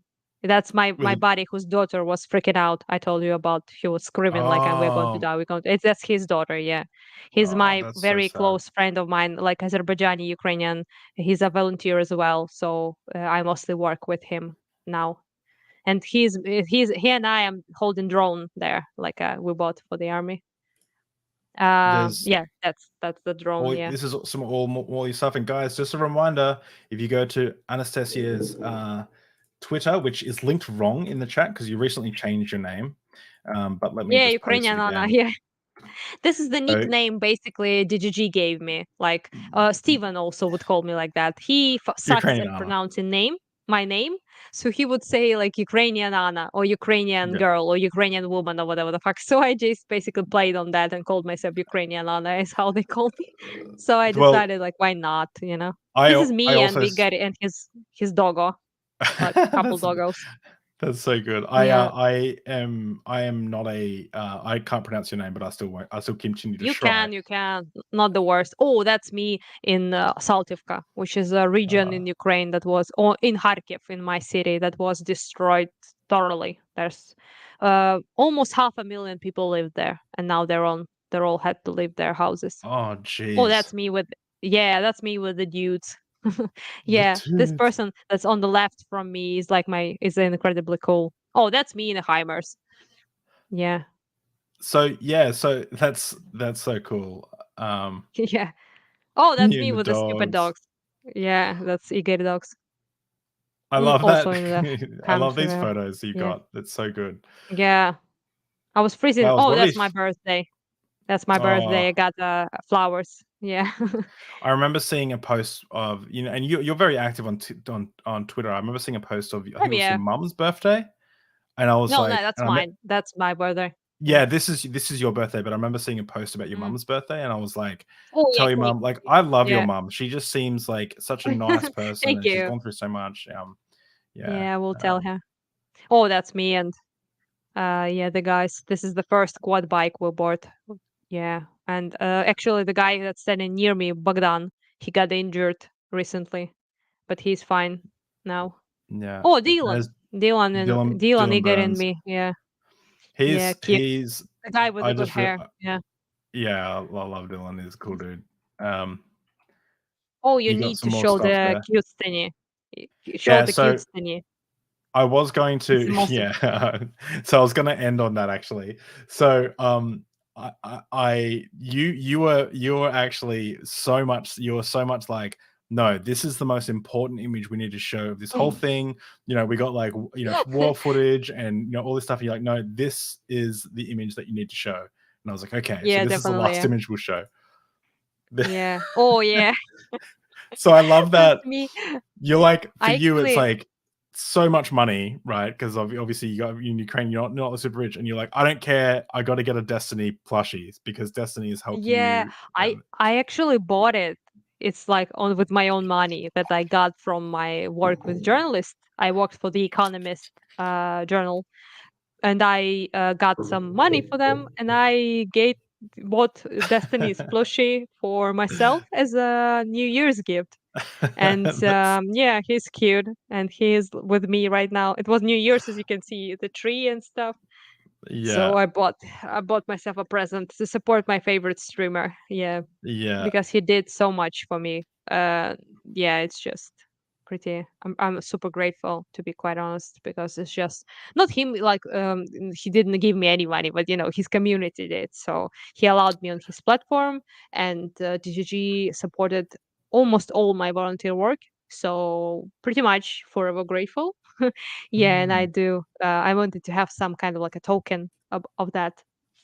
So yeah, I yeah. do talk about him every time I can because I'm grateful and I want people to know I'm grateful. So He, he yeah, he gets a lot of he's shit, you know. he gets a Destiny. lot of shit, So and it's a yeah, wild yeah. So I want wild. to show my that I it's not just shit because he is a Hmm. very good person. And he did quite a Yeah, bit for me. I think so. He changed my life and saved, I guess you could say, freely thousands of lives because out Isn't of that the wild? 2000, yeah, because out of 2000 medical hemostatic dressings I bought, all of them were used. Oh So wow. yeah, so this is something you use when you have very severe wounds, so wounds that are very dire to your life, Hmm. they're very threatening. So yeah, so this is something that his community sponsored. So I would like to point out to all the fucking haters that he, unlike you all who did nothing good, saved so many lives. So yeah, fuck you all, by the way, and DGG for life. Wait. Yeah. Oh, to the haters. I thought you were talking to my community. I was like, what did my community do? No, no, no, no. Your community is Yeah, based. I love you. Yeah. yeah. I mean, people who like constantly shit on him. I get shit quite so much for him, for being Hmm. associated with him. So I would get like threats, death threats, like rape threats, just because I associate with him. It's pretty crazy. Hmm. And yeah, so I would like to point out that DGG did amazing job in helping me, and I'm forever grateful. Like for the day I die, I think would be forever grateful Yeah. to them because I could do so much, like way more than I ever expected to do in my life and with my life. So yeah, I would like to, splash some Uh, positivity that way. Let's put it like that. exactly. I think Yeah. Destiny definitely has a like I will say he's definitely misunderstood. I'll say that, but I'm a big Yeah. fan. I love what he does. I don't agree with everything that like all his perspectives or anything, which is great. Like you shouldn't agree with everyone I'm not, unless you're a Yeah, Fox News bro. obviously, right? But Yeah. I do Yeah. appreciate the kind of content he makes, and I think that people don't give him the benefit of the doubt when it comes to Yeah, like people his get so much perspective. shit. Like also like these things like people would right I don't know if you can it's a bit rude, but I will say it, you know.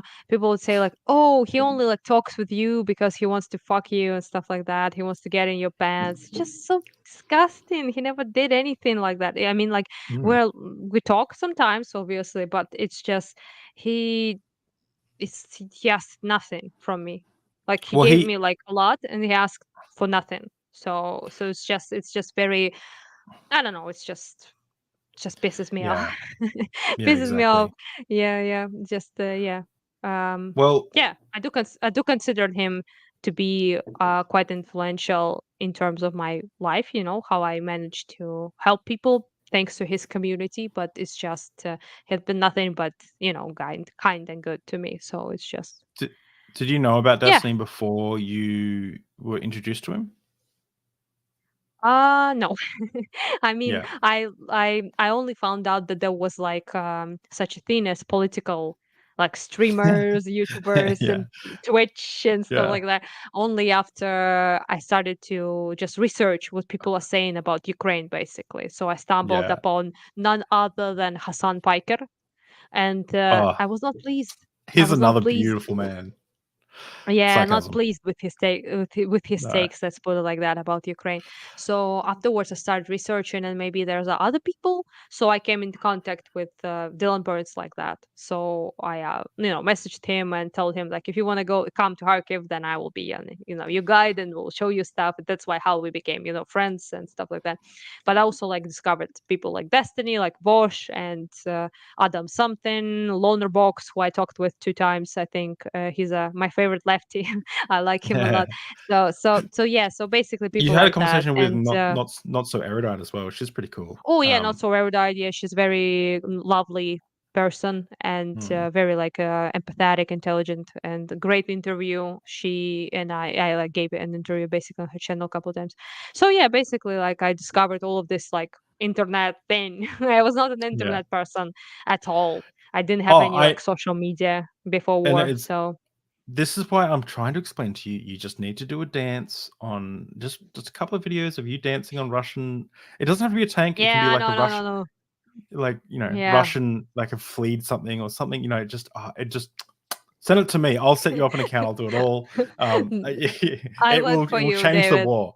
It'll piss I off will you wait. Putin so much. I will wait for you when you come to Okay. Ukraine when it's a bit safer, so we can dance on Yeah. tanks together. It's just Yeah. something we need to do. Hopefully Yeah, it's safe enough that I can bring little Atlas and Atlas can join us and Amy can join us that in might the not have a happen quite soon. Yeah, but I would not not for want to. soon, but Yeah. I yeah. don't know how.